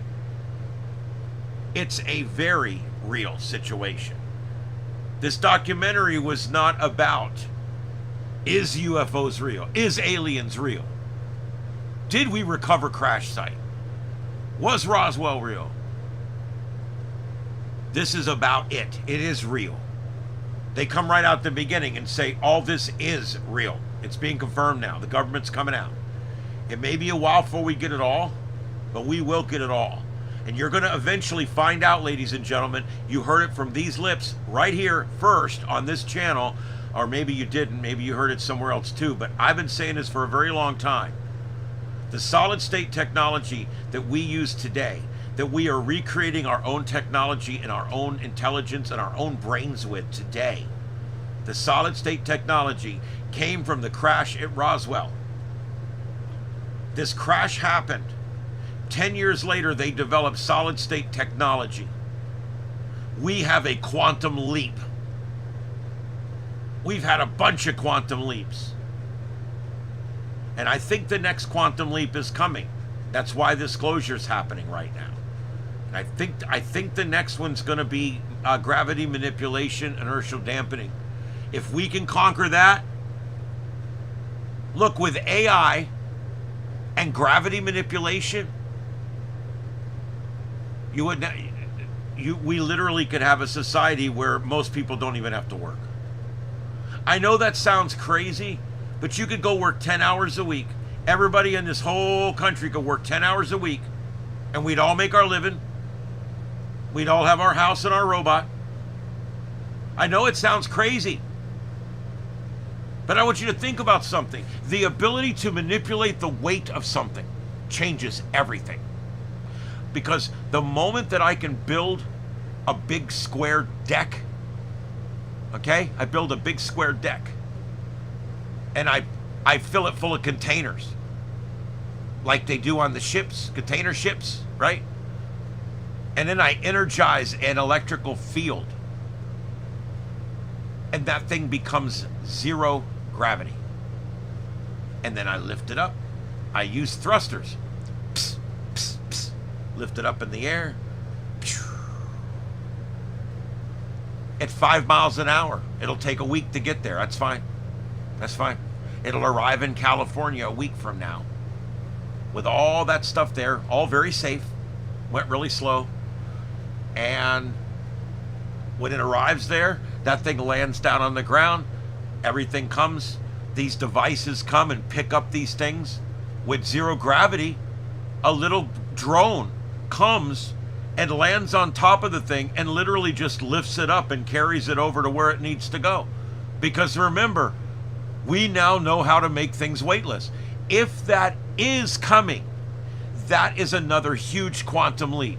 That gives us warp speed. Because now we can move things at much, much faster rates, at quicker acceleration rates. We can put it on a much bigger acceleration curve because we can manipulate gravity. It's so important to do that. So I don't know. I think there's something big coming. Why are they disclosing now? Why? It's been going on now. It started under Trump first, the first Trump administration. It simmered during Biden. And then now it's, it's all being opened back up again. And I think it's time. This is the age of disclosure. I used to do talks about this. About someday, one day, we're going to wake up. And the government will have decided that keeping us in the dark is no longer their best option. And there'll be something that makes that decision happen. There'll be some thing that happens. It may be that they're getting ready to come out with some new technology that's quantum leaps ahead of where we are right now. It may just be because with AI, we're going to pretty much be able to figure everything out that they've been hiding all these years. It may just be because it's becoming harder and harder to hide this. I can buy radar now, privately owned radar. It's getting harder and harder to hide shit. It's getting harder and harder to make up stupid stories about weather balloons. And so I think at some point, they just decided, hey, let's slowly start trickling this out. It's just like when you bring a fish home from the fish store. You don't just dump it right in the water. No, you put the bag in and let it float for an hour. Why? Because you want the fish to be temperature acclimated, right? Well, it's the same thing with us. They're not going to come out and tell you everything. But they're going to come out with 3 or 4 guys at first. Yeah, these things are real. Been flying around for years. We saw them in World War II. We called them the Foo Fighters. They've been around forever. They go down in the water, up in the space, crazy as shit. They travel at Mach 30, Mach 40. They travel at tremendous G-forces. G-forces that would not only kill humans, but liquefy them. And then they send out a few more people and a few more people, and eventually a movie comes out with Marco Rubio in it, where they're like, yeah, it's not about whether these are real. Of course they're real. We've all been seeing them. Of course they're real. Anybody that flies a lot, that looks out the window, you've probably seen one. I've seen UFOs, stuff I can't explain, stuff that I was able to get pretty close to with optics and still couldn't explain. Look, there's a lot of we know that they're there. The question is no longer whether they're there or not. The question is, what are they? How do we defend against it? Or should we even try? The scariest thing is, what if it's China? I don't think it is. What if it's Russia? I don't think it is. If either one of those countries had advanced tech, they would have already used it against Ukraine. They would have already used it somewhere. So if it's not them, who is it? The Stargate, I've always wondered about the Stargate. Yes, they're making a new Stargate show. And I'm thrilled beyond anything because that's my second favorite television franchise in the world. Stargate. Amazing. Amazing. I really hope they bring it back. I hope they have a way of working in the old guys for some cameos, and maybe bringing one of the original crew back as the new commander or something. I'd like to see tie-ins with the original show, but I would like to see Stargate 25 years in the future. I'd like to see it 25 years in the future. That's what I want. I'm hoping that's what happens. When I say 25 years in the future, I basically mean now. I want to see Stargate that ended 25 years ago now. I want, like it's been going on for 25 years. Now where are we at? Who's the bad guy now? What do the SG teams look like now? You know what I'm saying? I think that would be, and I think that might be what they're going to do. It sounds like they're making a now thing. So I'm kind of hoping they do a, hey, it's been 25 years. Maybe Sam Carter's the, General Carter is in charge of the Stargate. You know, maybe Daniel Shanks can still be a part of it, make some roles in it. And the Gould, the Jaffa, which is what Teok is, they live very long time. So and Judge is still around, so they could easily again bring back the old cast members for cameos or for single episodes or even reoccurring roles. And I think that would be great. I can't wait to see it. There's so much history with Atlantis and with Universe and everything else.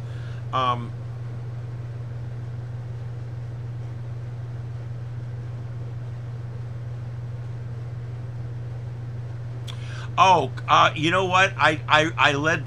Thank you, Heath. Thank you. I wound that all the way up and then went off to something else. Yes, Amazon despite the fact that I'm a Prime member, wants to charge me for this video. And yeah, that pisses me off. Am I canceling my Amazon? No. Nah.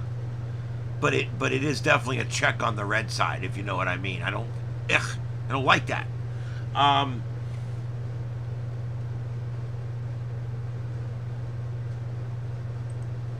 Anyway, that was that. Let me see. Let me go back to that because there was something else on there.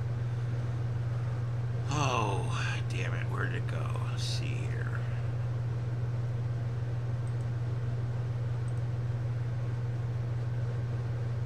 Oh, that's right. It's over here. Okay.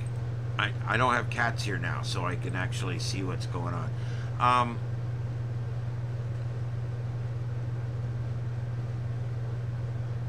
In the film's trailer, Rubio can be heard revealing details about unknown objects spotted over sensitive military bases. There's another article over here on Fox Today about the starburst that they're seeing over nuclear sites and stuff now. They're very interested in warfare. Anytime we're fighting war, we see them. The chance of seeing a UFO in a war zone goes way up because they love to watch us fight. We've had a repeat instance of something operating in the airspace over restricted nuclear facilities. And it's not ours, according to Rubio. It's not human. Now, if you guys want to look, this goes way back. There was a huge incident that happened 20 or so years ago at RAF Bentwaters.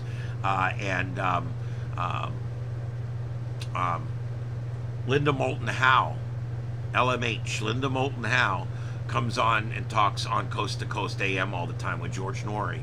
And Linda came on and she has been investigating this RAF Bentwaters for years. These guys were out there guarding a nuclear facility in the UK. And these craft came over, were floating overhead. They shut everything down. They shut down the backups. They shut down the auxiliaries. They shut down the launching. Everything was shut down. And then they flew away. I mean, you can go, if you type in RAF Bentwaters UFO, you'll find it. And if you want her report, her name is Linda Moulton Howe, Howe. Linda Moulton Howe. And she did a lot of research on the UFOs over the nuclear site RAF Bentwaters. So, let's see.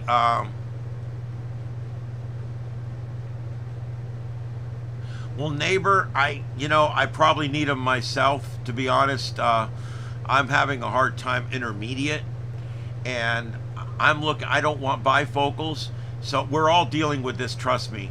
I've been wearing glasses to drive for about 15 years now. I don't have to.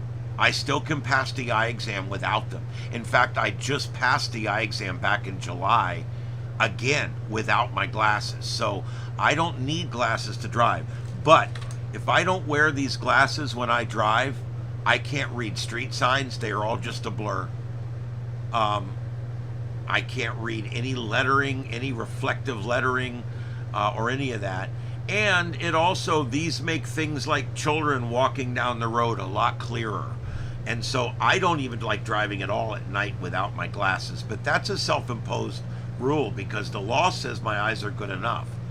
Now I'm reaching a point in my life where the computer screens are, my eyes are starting to really strain, and I'm starting to hurt if I'm playing my game or if I'm reading for a couple of hours on the screens. My eyes will get really fatigued and start to hurt.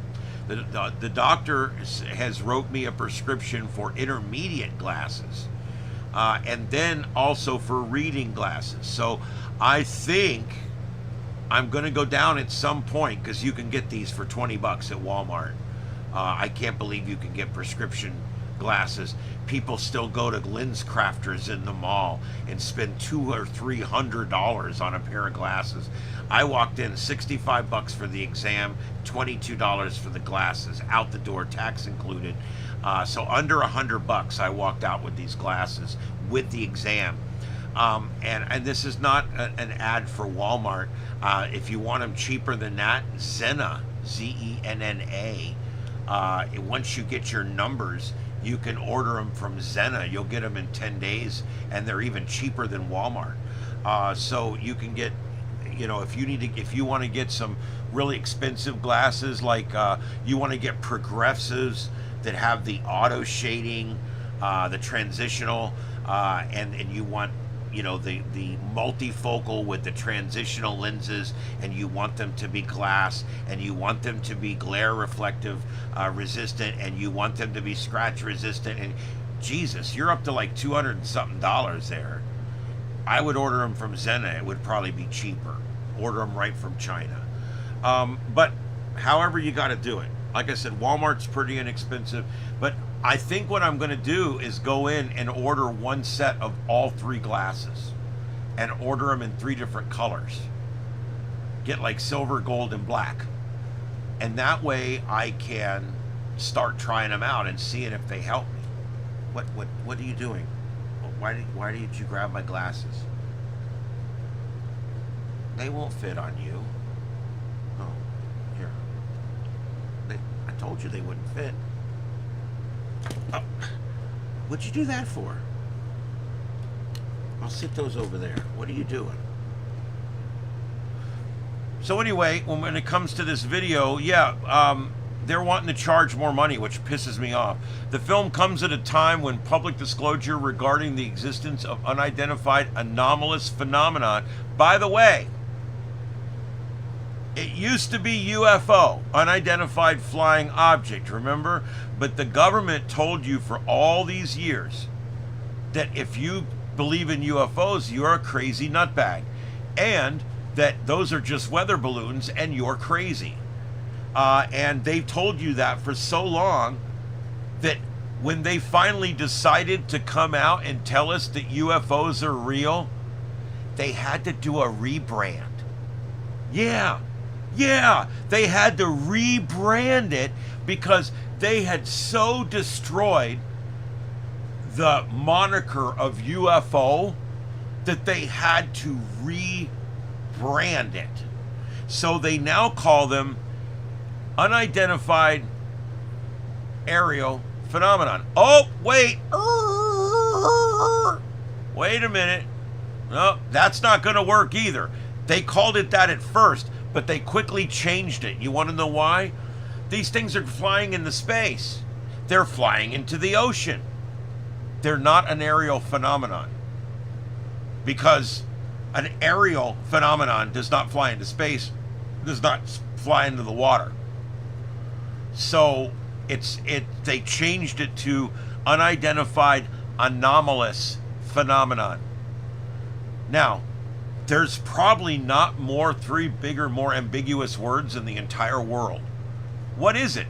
It's an unidentified anomalous phenomenon. That can be just about anything. That could be a Buick falling from the sky. I mean, it could be anything. An unidentified anomalous phenomenon. This could be in your bedroom drawer. Okay? You pull it open, there's a little thing in there. Hi, I'm here. That's an unidentified anomalous phenomenon. It's 3 words that basically mean I don't know, I'm not sure, I don't know. Yeah, they got a lot of shit going on in Antarctica. Oh, you know they do. They do. Besides, there's a second gate down there. They got to find it.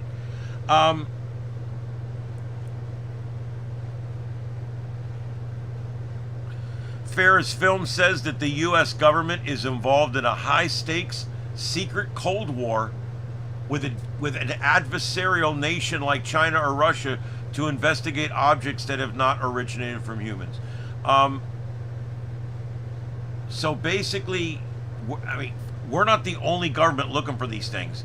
And there's other governments working with our government to try to figure them out as well. The thing is, though, what do you do about something like this? You would need, and I don't mean to talk, I know I go back to Star Trek every time. These things are moving. Now, okay, let's look at this from a Star Trek point of view.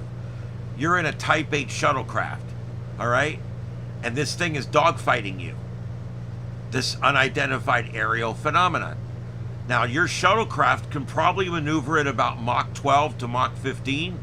That's still not as fast as these. These things move faster than the shuttlecraft in Star Trek can move. But let's say you're clipping along pretty good, and you're in pursuit of this thing, and it's maybe 600 kilometers in front of you, 400 kilometers in front of you. You're closing fast.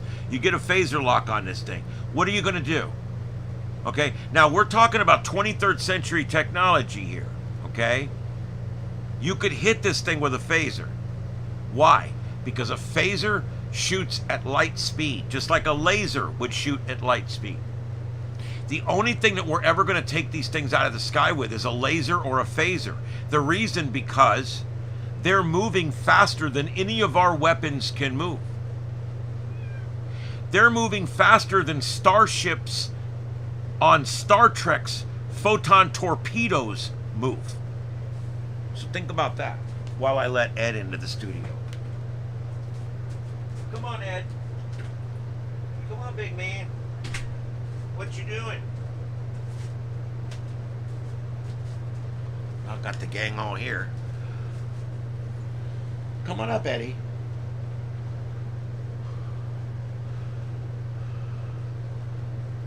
Cat named Ed. Come on. It's just Daddy. He won't hurt you. What you doing? He's so beautiful. Isn't he awesome? He's my pet store cat. I always tell her, he's so beautiful. If this cat was in a pet store, he wouldn't have lasted till lunchtime, I'm telling you. Somebody would have grabbed his ass up right away. Yeah, I think, but here's the thing. I used to think that too, and I think the government has always thought that people are not going to handle this announcement well. They're not going to handle it well when we come out and say, oh, by the way, we've been lying to you all this time. By the way, these things are real. By the way, we have no defense against them whatsoever. If they decide tomorrow that they're going to take over Earth, it's theirs. It's theirs for the taking. We've never seen their weapons demonstrated, have we? All we've seen is their ability to fly. And it's 100 times our ability to fly. We're still using avionics. We're still using flight surfaces. They're using gravity manipulation and inertial dampening fields and some kind of total conversion drive that I can't even explain, where they can move from 0 to 150,000 miles an hour or something in a matter of seconds.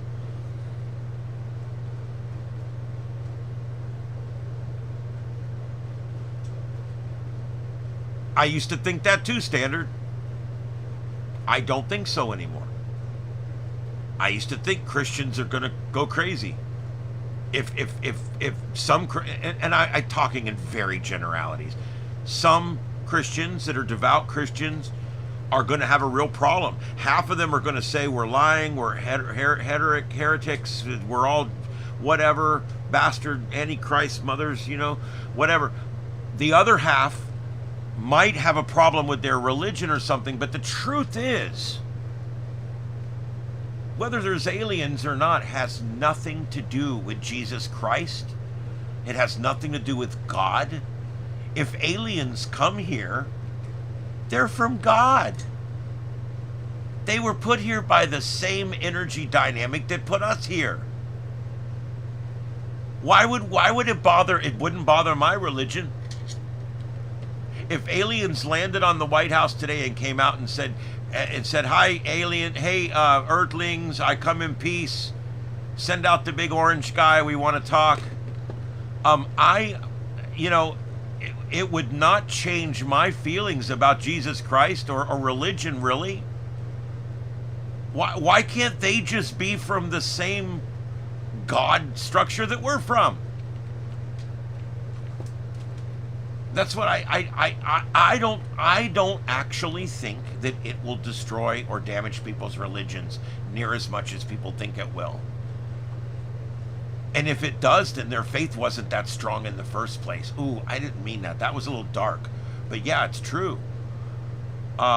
If your faith is not that secure, then maybe that would be your feeling. But if you truly have Jesus in your heart, some gray asshole that lands on the White House is not going to change your mind, and it shouldn't. Jesus may have been an alien. There's nothing wrong with that. Whatever happened, it's okay. And I think that's where everybody needs to just chill. If they wanted us dead, we'd be dead. Now, they do abduct so many of us every year, but it's really not that many. It's in the hundreds. If you compare it to per capita, it's a very small percentage. I mean, they're probably only taking 1 in 80,000 or something of us every couple of years. It's really not that much. So it's the price of doing business, if you know what I mean.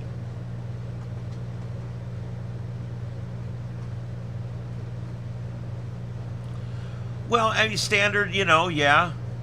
I mean, all I'm saying is, if you're good with Jesus, and Jesus is good with you, it won't matter if aliens show up. They're just visitors from afar. No different than if someone showed up here from Asia, or someone showed up here from Russia. They're a visitor from the other side of the world. Okay, so they're a visitor from the other side of the galaxy. To me, it's just distance. It's just another visitor. We're all of God. Every one of us is of God.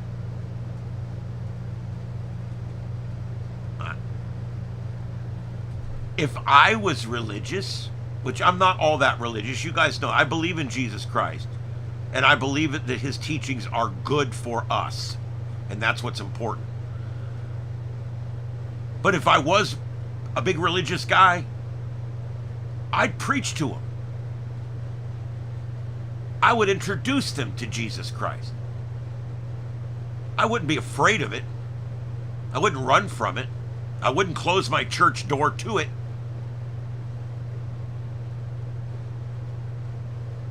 I would introduce them to my God. Why not? I don't know. Maybe I'm being naive. Maybe I'm naive, I guess. I don't know. I don't think our Christians are going to lose their faith. I really don't. I don't think our Muslims are going to lose theirs, and I don't think our Jews are going to lose theirs, and I don't think our Buddhists are going to lose theirs. If it means anything, I just don't. I don't believe. I mean, religion has gotten weaker over the years. There's no two ways about that. It's a sad thing. I don't like it.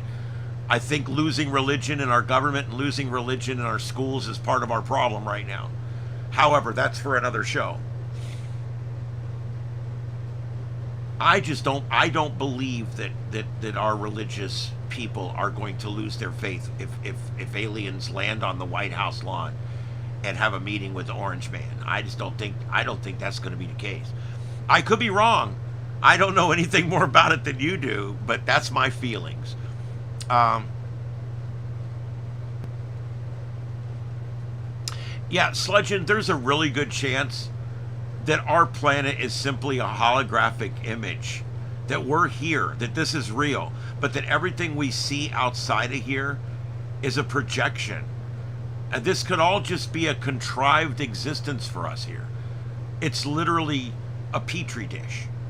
And we're living in that petri dish, and they're watching us, either from a duck blind on the moon or from a telescope in the lab. One way or the other, they're watching us. And we're simply just an experiment. And we will run our course, and then they'll start it over again. I don't know. That could be it too. Then who does that make God? The guy that owns the petri dish? This gets really messed up. But again, I don't think any of this is going to disturb our religious folks. And it shouldn't. Who is they? I do believe that we have, when I say they, I don't know who they are.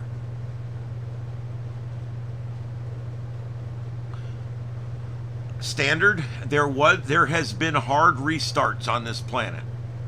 I don't believe that we're the first technological society to grow here. I think we're probably about the fifth. And the Mayans and the Aztecs and I think they were the fifth or the fourth. And I think we're the latest. But we have spun up technology here before. I think we've destroyed ourselves before, or they've come here and reset us before. There's just too much evidence that they had technology 6,000 years ago. When they built the pyramids, those could not have been built without technology. Or frickin' magic, take your pick. It's just as likely they were built by magic. I think they were built by technology. Anunnaki. To be honest, not really into the whole Anunnaki, Illuminati, secret society, crazy handshake. I'm not into any of that really. I don't. Of all the years I've been around and all the things I've seen and all the years I've studied politics and everything else, I do not believe that there is a superior body here on Earth of humans that has power and strings and control over all the other countries. I don't buy it. I just don't. The evidence for that does not exist. And what you do say is contrived. It's just, it is what it is. I think in many cases, I think that the easiest to explain, simplest route is usually the truth. When you look at all the different ways that something can happen, the shortest path with the least resistance is generally the path to the truth. We didn't go to the moon. Yes, we did. That's a good one right there. It would have been harder to cover up the moon missions than to just effing go. Do you realize today how much of a scandal this would be if we didn't go to the moon? People would have come out, they would have written books, there would have been video, there would have been pictures, there would have been things that come out that are holdovers and this and that. And the truth about the whole thing is, we went to the moon. The truth is, it would have been harder to hide the fact that we went to the moon than it would have been just to go to the moon. Remember, amateur radio people were receiving the signals here on Earth, all over the Earth. They had big antennas everywhere. We had people in other countries assisting us. We had space agencies in other countries. We had people all over the world tracking our ships that were up there, listening live to what was coming down. It would have been harder to fake the moon landing than to just make the GD thing. I'm telling you, it would just been easier to fake it, or to make it real. Faking it would have been even more difficult because everybody would have had to keep silent for all those years. Here we are 56 years after the first man stepped on the moon, and there's still not any credible evidence that we didn't go. But we've got moon rocks. We've got moon rocks. I touched one at the Smithsonian. Independent scientists from all over the world have had time with these rocks. We know they're real. So at some point, you just have to realize it would have been harder to fake the moon landing than it would have been to just actually build the ship and go. Because even if you faked it, you'd still have to build the ship. And if you built the ship and blasted it into space, where's it at? So they faked the whole thing. I mean, think about how crazy that is. People could see it on telescopes. They could hear it on radio.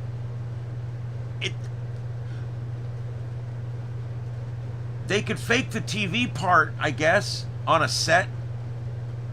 But you can't fake thousands of receivers around the country receiving it, around the world.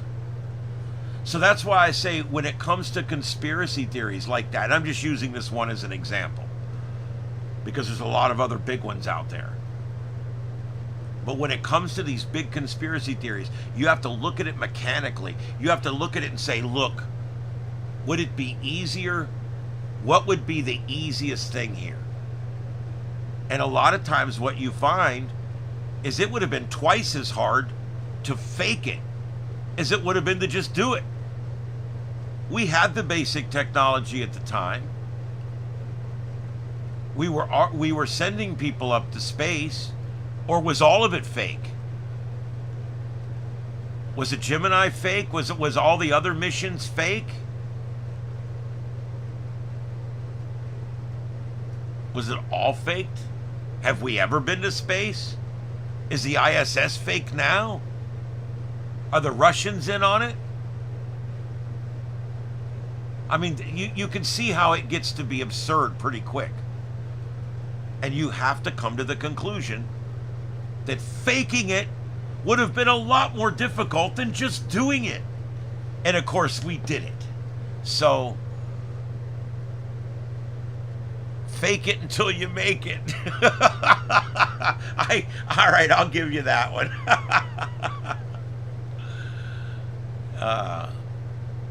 Yeah, well, we did get some Nazi scientists, sure. Yep.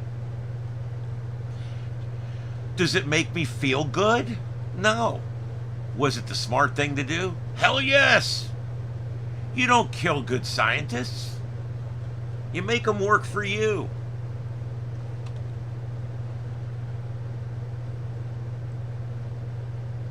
Look, had we not made that bomb when we made that bomb and dropped that bomb on Japan, we were fucked. Because I'm telling you something right now, okay? The Nazis were months away from nuking New York. I'm telling you, they were months away from nuking New York.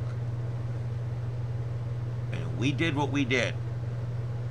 And I'm so sick of hearing the criticism over that. We stopped the war. We saved millions of lives.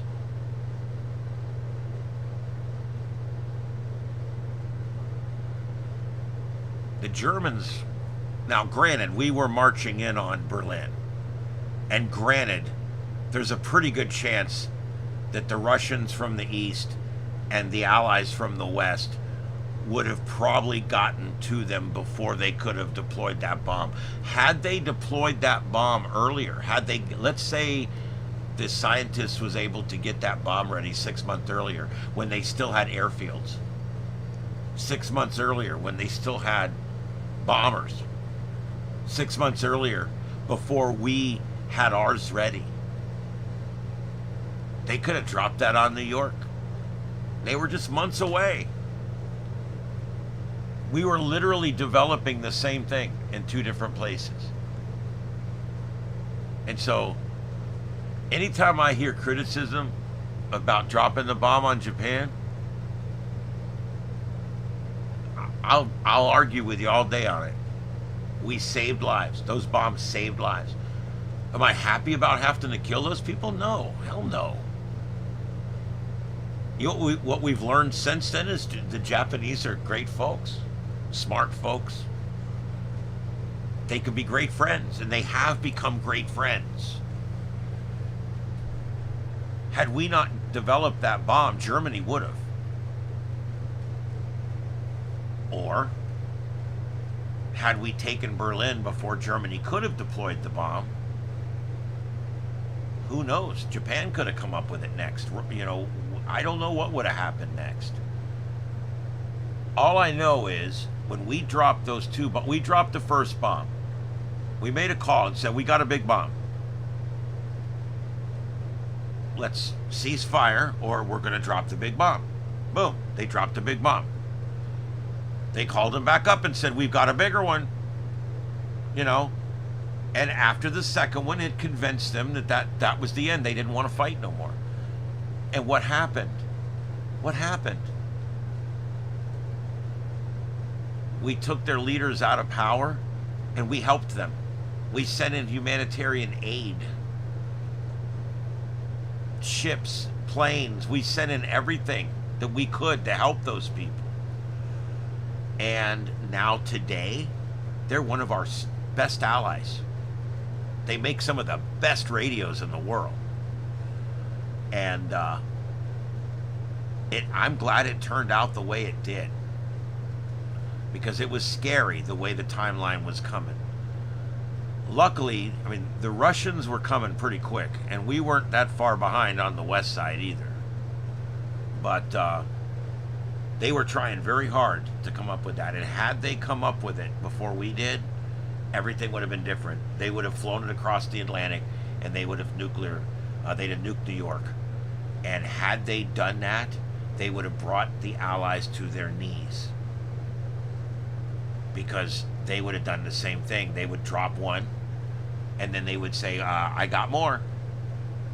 And how many of those could they drop? The second one was on, let's say the second one they dropped was on the UK. The third one they dropped, I don't know, Florida, wherever. How many of those would they have to drop before we would surrender? It's scary. And this was just months, not years, months from going a very different way.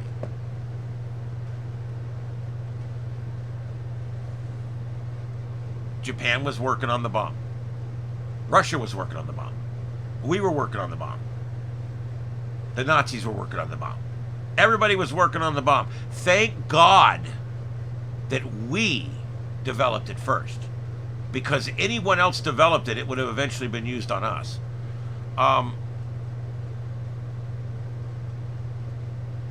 Yeah.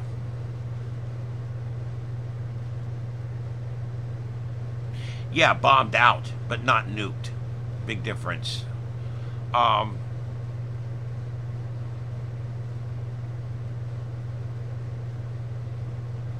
Yeah. Like I said, it was just what you said, 3 months. It was 3 months.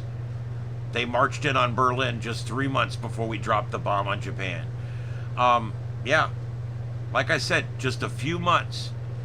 Had Germany just made that bomb just 6 months earlier, they were well on their way. And you know, when you look at that, man, it's really scary how close it came to being very different than it is today. All right. Anyway, I'll tell you, I've watched recently some World War II documentaries. About 3 days a week, I get up in the morning early, 5:30, 6 in the morning, and I like to watch a documentary. I usually I'll do space stuff. I'll do documentaries on my sci-fi shows. I like documentaries on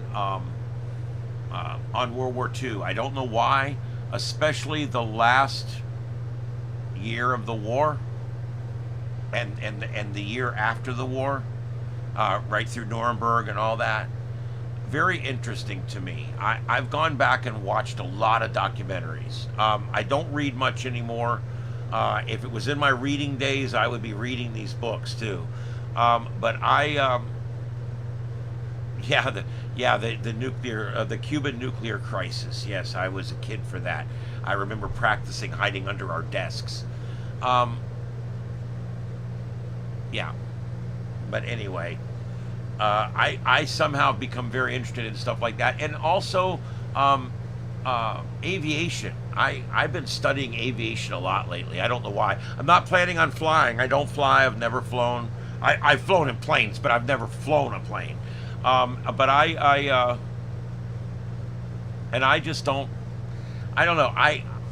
I'm very interested in weird things like documentaries early in the morning, and then after the first hour or so, I watch a documentary or something, and then I get up and I come out here and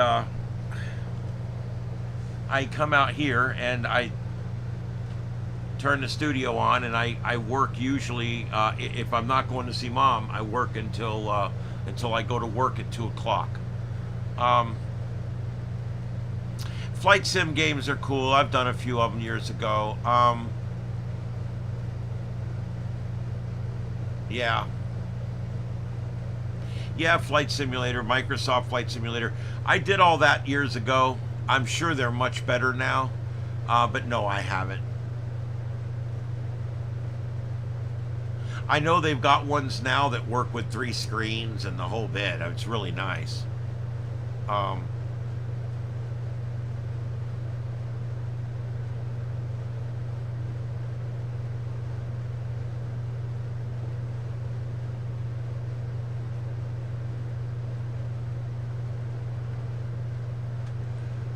All right.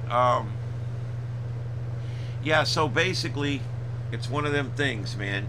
Sometimes bad things have to happen in order for good things to happen, unfortunately.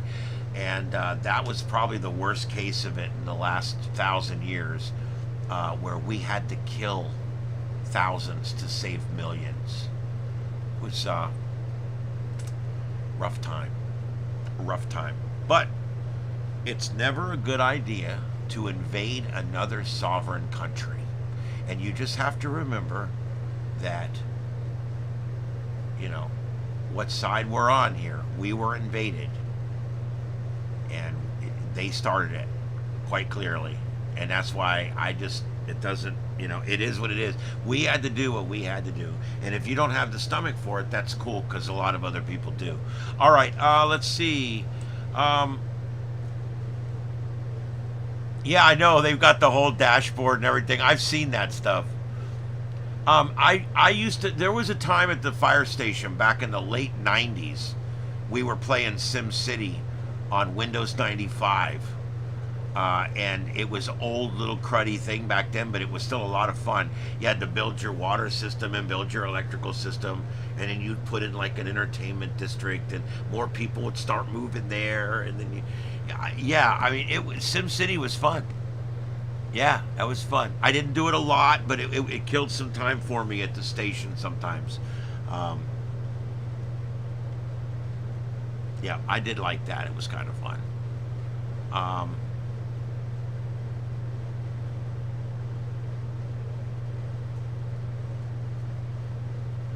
No, I don't know what you're talking about with the Snake Eyes movie.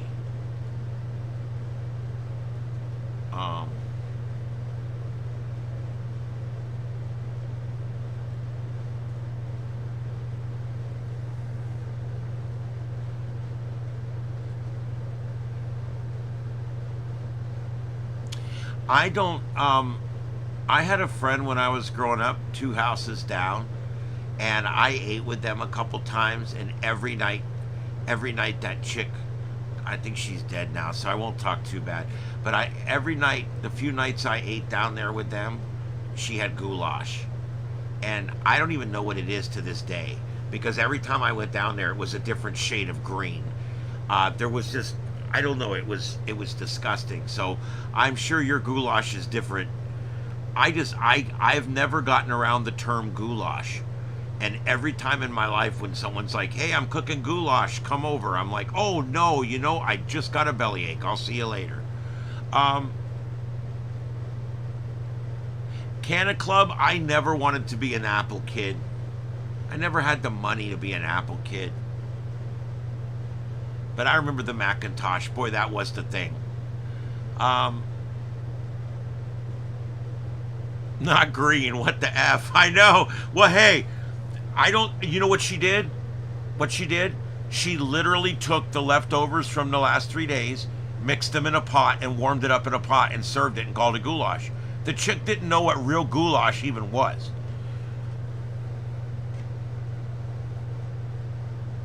She probably was trying to poison me. Her daughter was nuts anyway. I wasn't going to date her.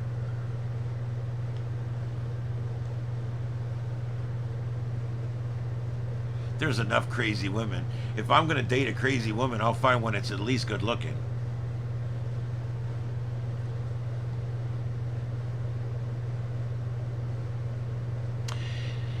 Standard, I'm not going to go through the whole Apple argument tonight and all that. I think Apple makes some of the best equipment out there, and I'm not going to sit here and shit talk it. But there's a bad side to it too. It's very proprietary. It mines everything. It's full of bloatware and all the bullshit, just like Windows is. You can't get away from it. The thing with Windows, I can actually get clean versions of Windows to run, and I don't have to pay for anything. I always said that Apple computers, they have a cash slot where you put the money in the front, and that's my only complaint. Their equipment's good, their software works great, but they just charge too much money for everything. You know, they're paying $200 for Chinese people to make those computers, and then they bring them over here and charge you guys $1,500 for them. It makes me sick. I had an E machine. Wasn't the best computer I ever had, but it got me by. Yeah. They're anti-consumer, pretty much, yeah. They've gotten better over the years. I don't hate them. They're just not for me. I don't know how to use them. I don't want to use them. When my customers call me and say, I have this on an Apple, can you help me? Nope.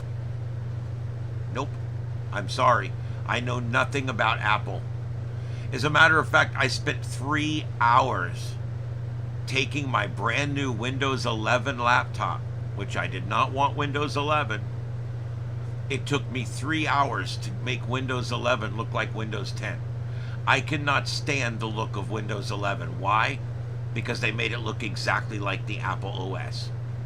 And I hate that look. It's all rounded and weird and chromy and dumb. And I hate that look. So what I did, I went in and found a program and a video online that explained to me how to do it. And I made my laptop, my Windows 11 laptop, look and feel and act just like a Windows 10 machine. And it is awesome. Right down to the file manager, the start menu, the taskbar, the settings, everything works exactly like Windows 10.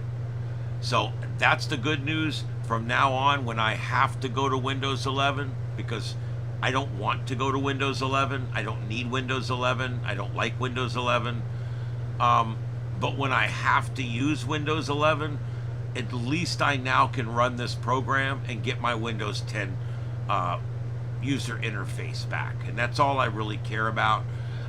As far as the machine working, it's working fine. I had to do some jury rigging to get around the required Microsoft account, which is probably one of the biggest things I have against Windows 11. They really make it difficult on you. I do not want a Microsoft account. I don't want those people linking anything to me. I don't want them to know me or anything. So I don't do anything with Microsoft.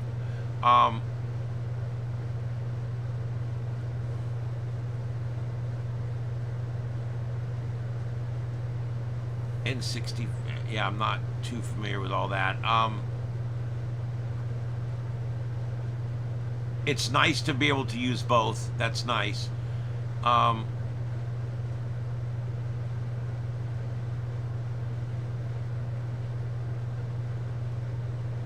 Yeah, the C64 Ultimate, I cannot wait for that. That's going to be awesome. I'm probably going to do that just because I want one.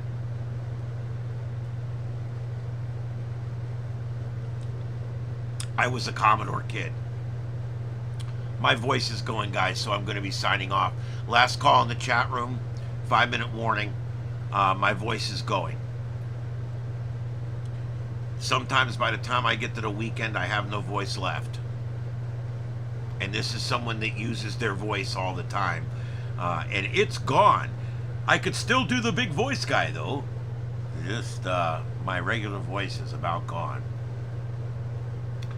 Hi, Daddy. Something I can help you with, buddy? He sits like a big bruiser dog.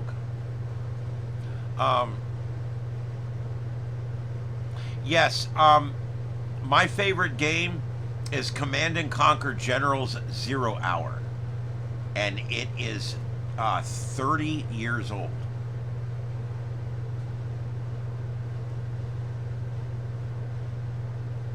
Yeah. Yeah, the bad thing about the Commodore, you had to buy the keyboard, which was the computer. But then you had to buy something to save your program. So I bought a tape drive where you would literally play the program back into the system. But then that was crap. So it wasn't long before I bought my 1701 disk drive. And then I got me a printer. And it was pretty cool. I had the whole setup.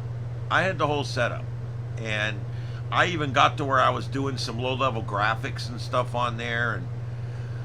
But Yeah. In school, in middle school, I learned on Trash 80s, TRS 80s from Radio Shack. They only had 13 of them, and there was 26 of us in the class. So there was 2 of us on each one. Yeah, the tape drive was brutal. It was like, 1541 disc drive, was that it? Did I get the number wrong? I thought it was 1701. No, that's the Enterprise, the 1701.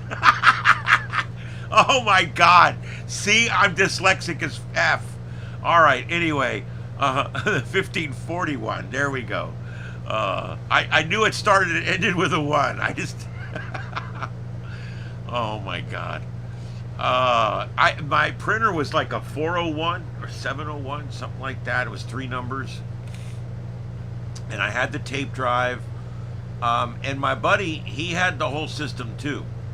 So when he would come over and stay, if we were going to copy discs, he would bring over his disc drive, and you could daisy chain, and you would put .8 for the first one and .9 for the second one, and you could daisy chain the disc drives.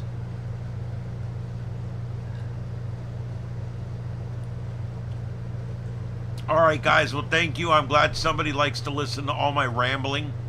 Yeah, thank you everybody for being here tonight. Was that what it was? Well, NCC 1701 is also the numbers on the Enterprise. So, yeah, and no wonder that number comes up. The only other number that comes up more than that is 47. I don't know if you guys know the significance. 47 was Gene Roddenberry's favorite number. And if you go look in all the series, that number comes up more than any other number. They go to Starbase 47.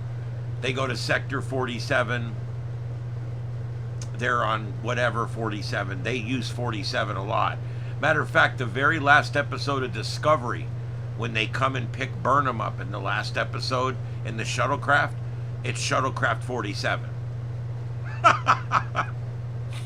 Anyway, just some neat trivia there for you. All right, guys, I'm going to leave you alone.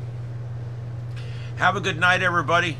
I hope that you have a good night out there, and we'll be back tomorrow. We're going to keep an eye on that large Sunspot cluster, the cluster F, whatever you want to call it. We're going to keep an eye on that out there for the remainder of the next 3 or 4 days, for sure. And don't forget, Star Trek's up on H&I right now, and we're on Voyager. And it looks like we are... This is right near the end of the run. This is the one where Neelix finds that whole colony of his own people and decides to stay in the Delta Quadrant. I believe that's this episode. Yeah, that's this episode. This is near the end of the run. Voyager and Deep Space Nine are my 2 favorites. They're just amazing television. You want me to do the voiceover? Which one would you like me to do? Get up and call in now. In a world where people don't do anything right. All right, I'm going to let you guys go. It sounds better when I process it. Anyway. All right, guys. Say goodnight, Daddy. Say goodnight. All right, guys. Live from North Fort Myers, Florida. My name's Ian. This has been another episode of the Sights and Sounds of Earth right here on Starship Adventures, broadcasting worldwide on YouTube, the world's largest broadcast platform. We'll see you guys tomorrow. Have a safe night, a safe tomorrow, and 7 threes, everybody. 7 threes.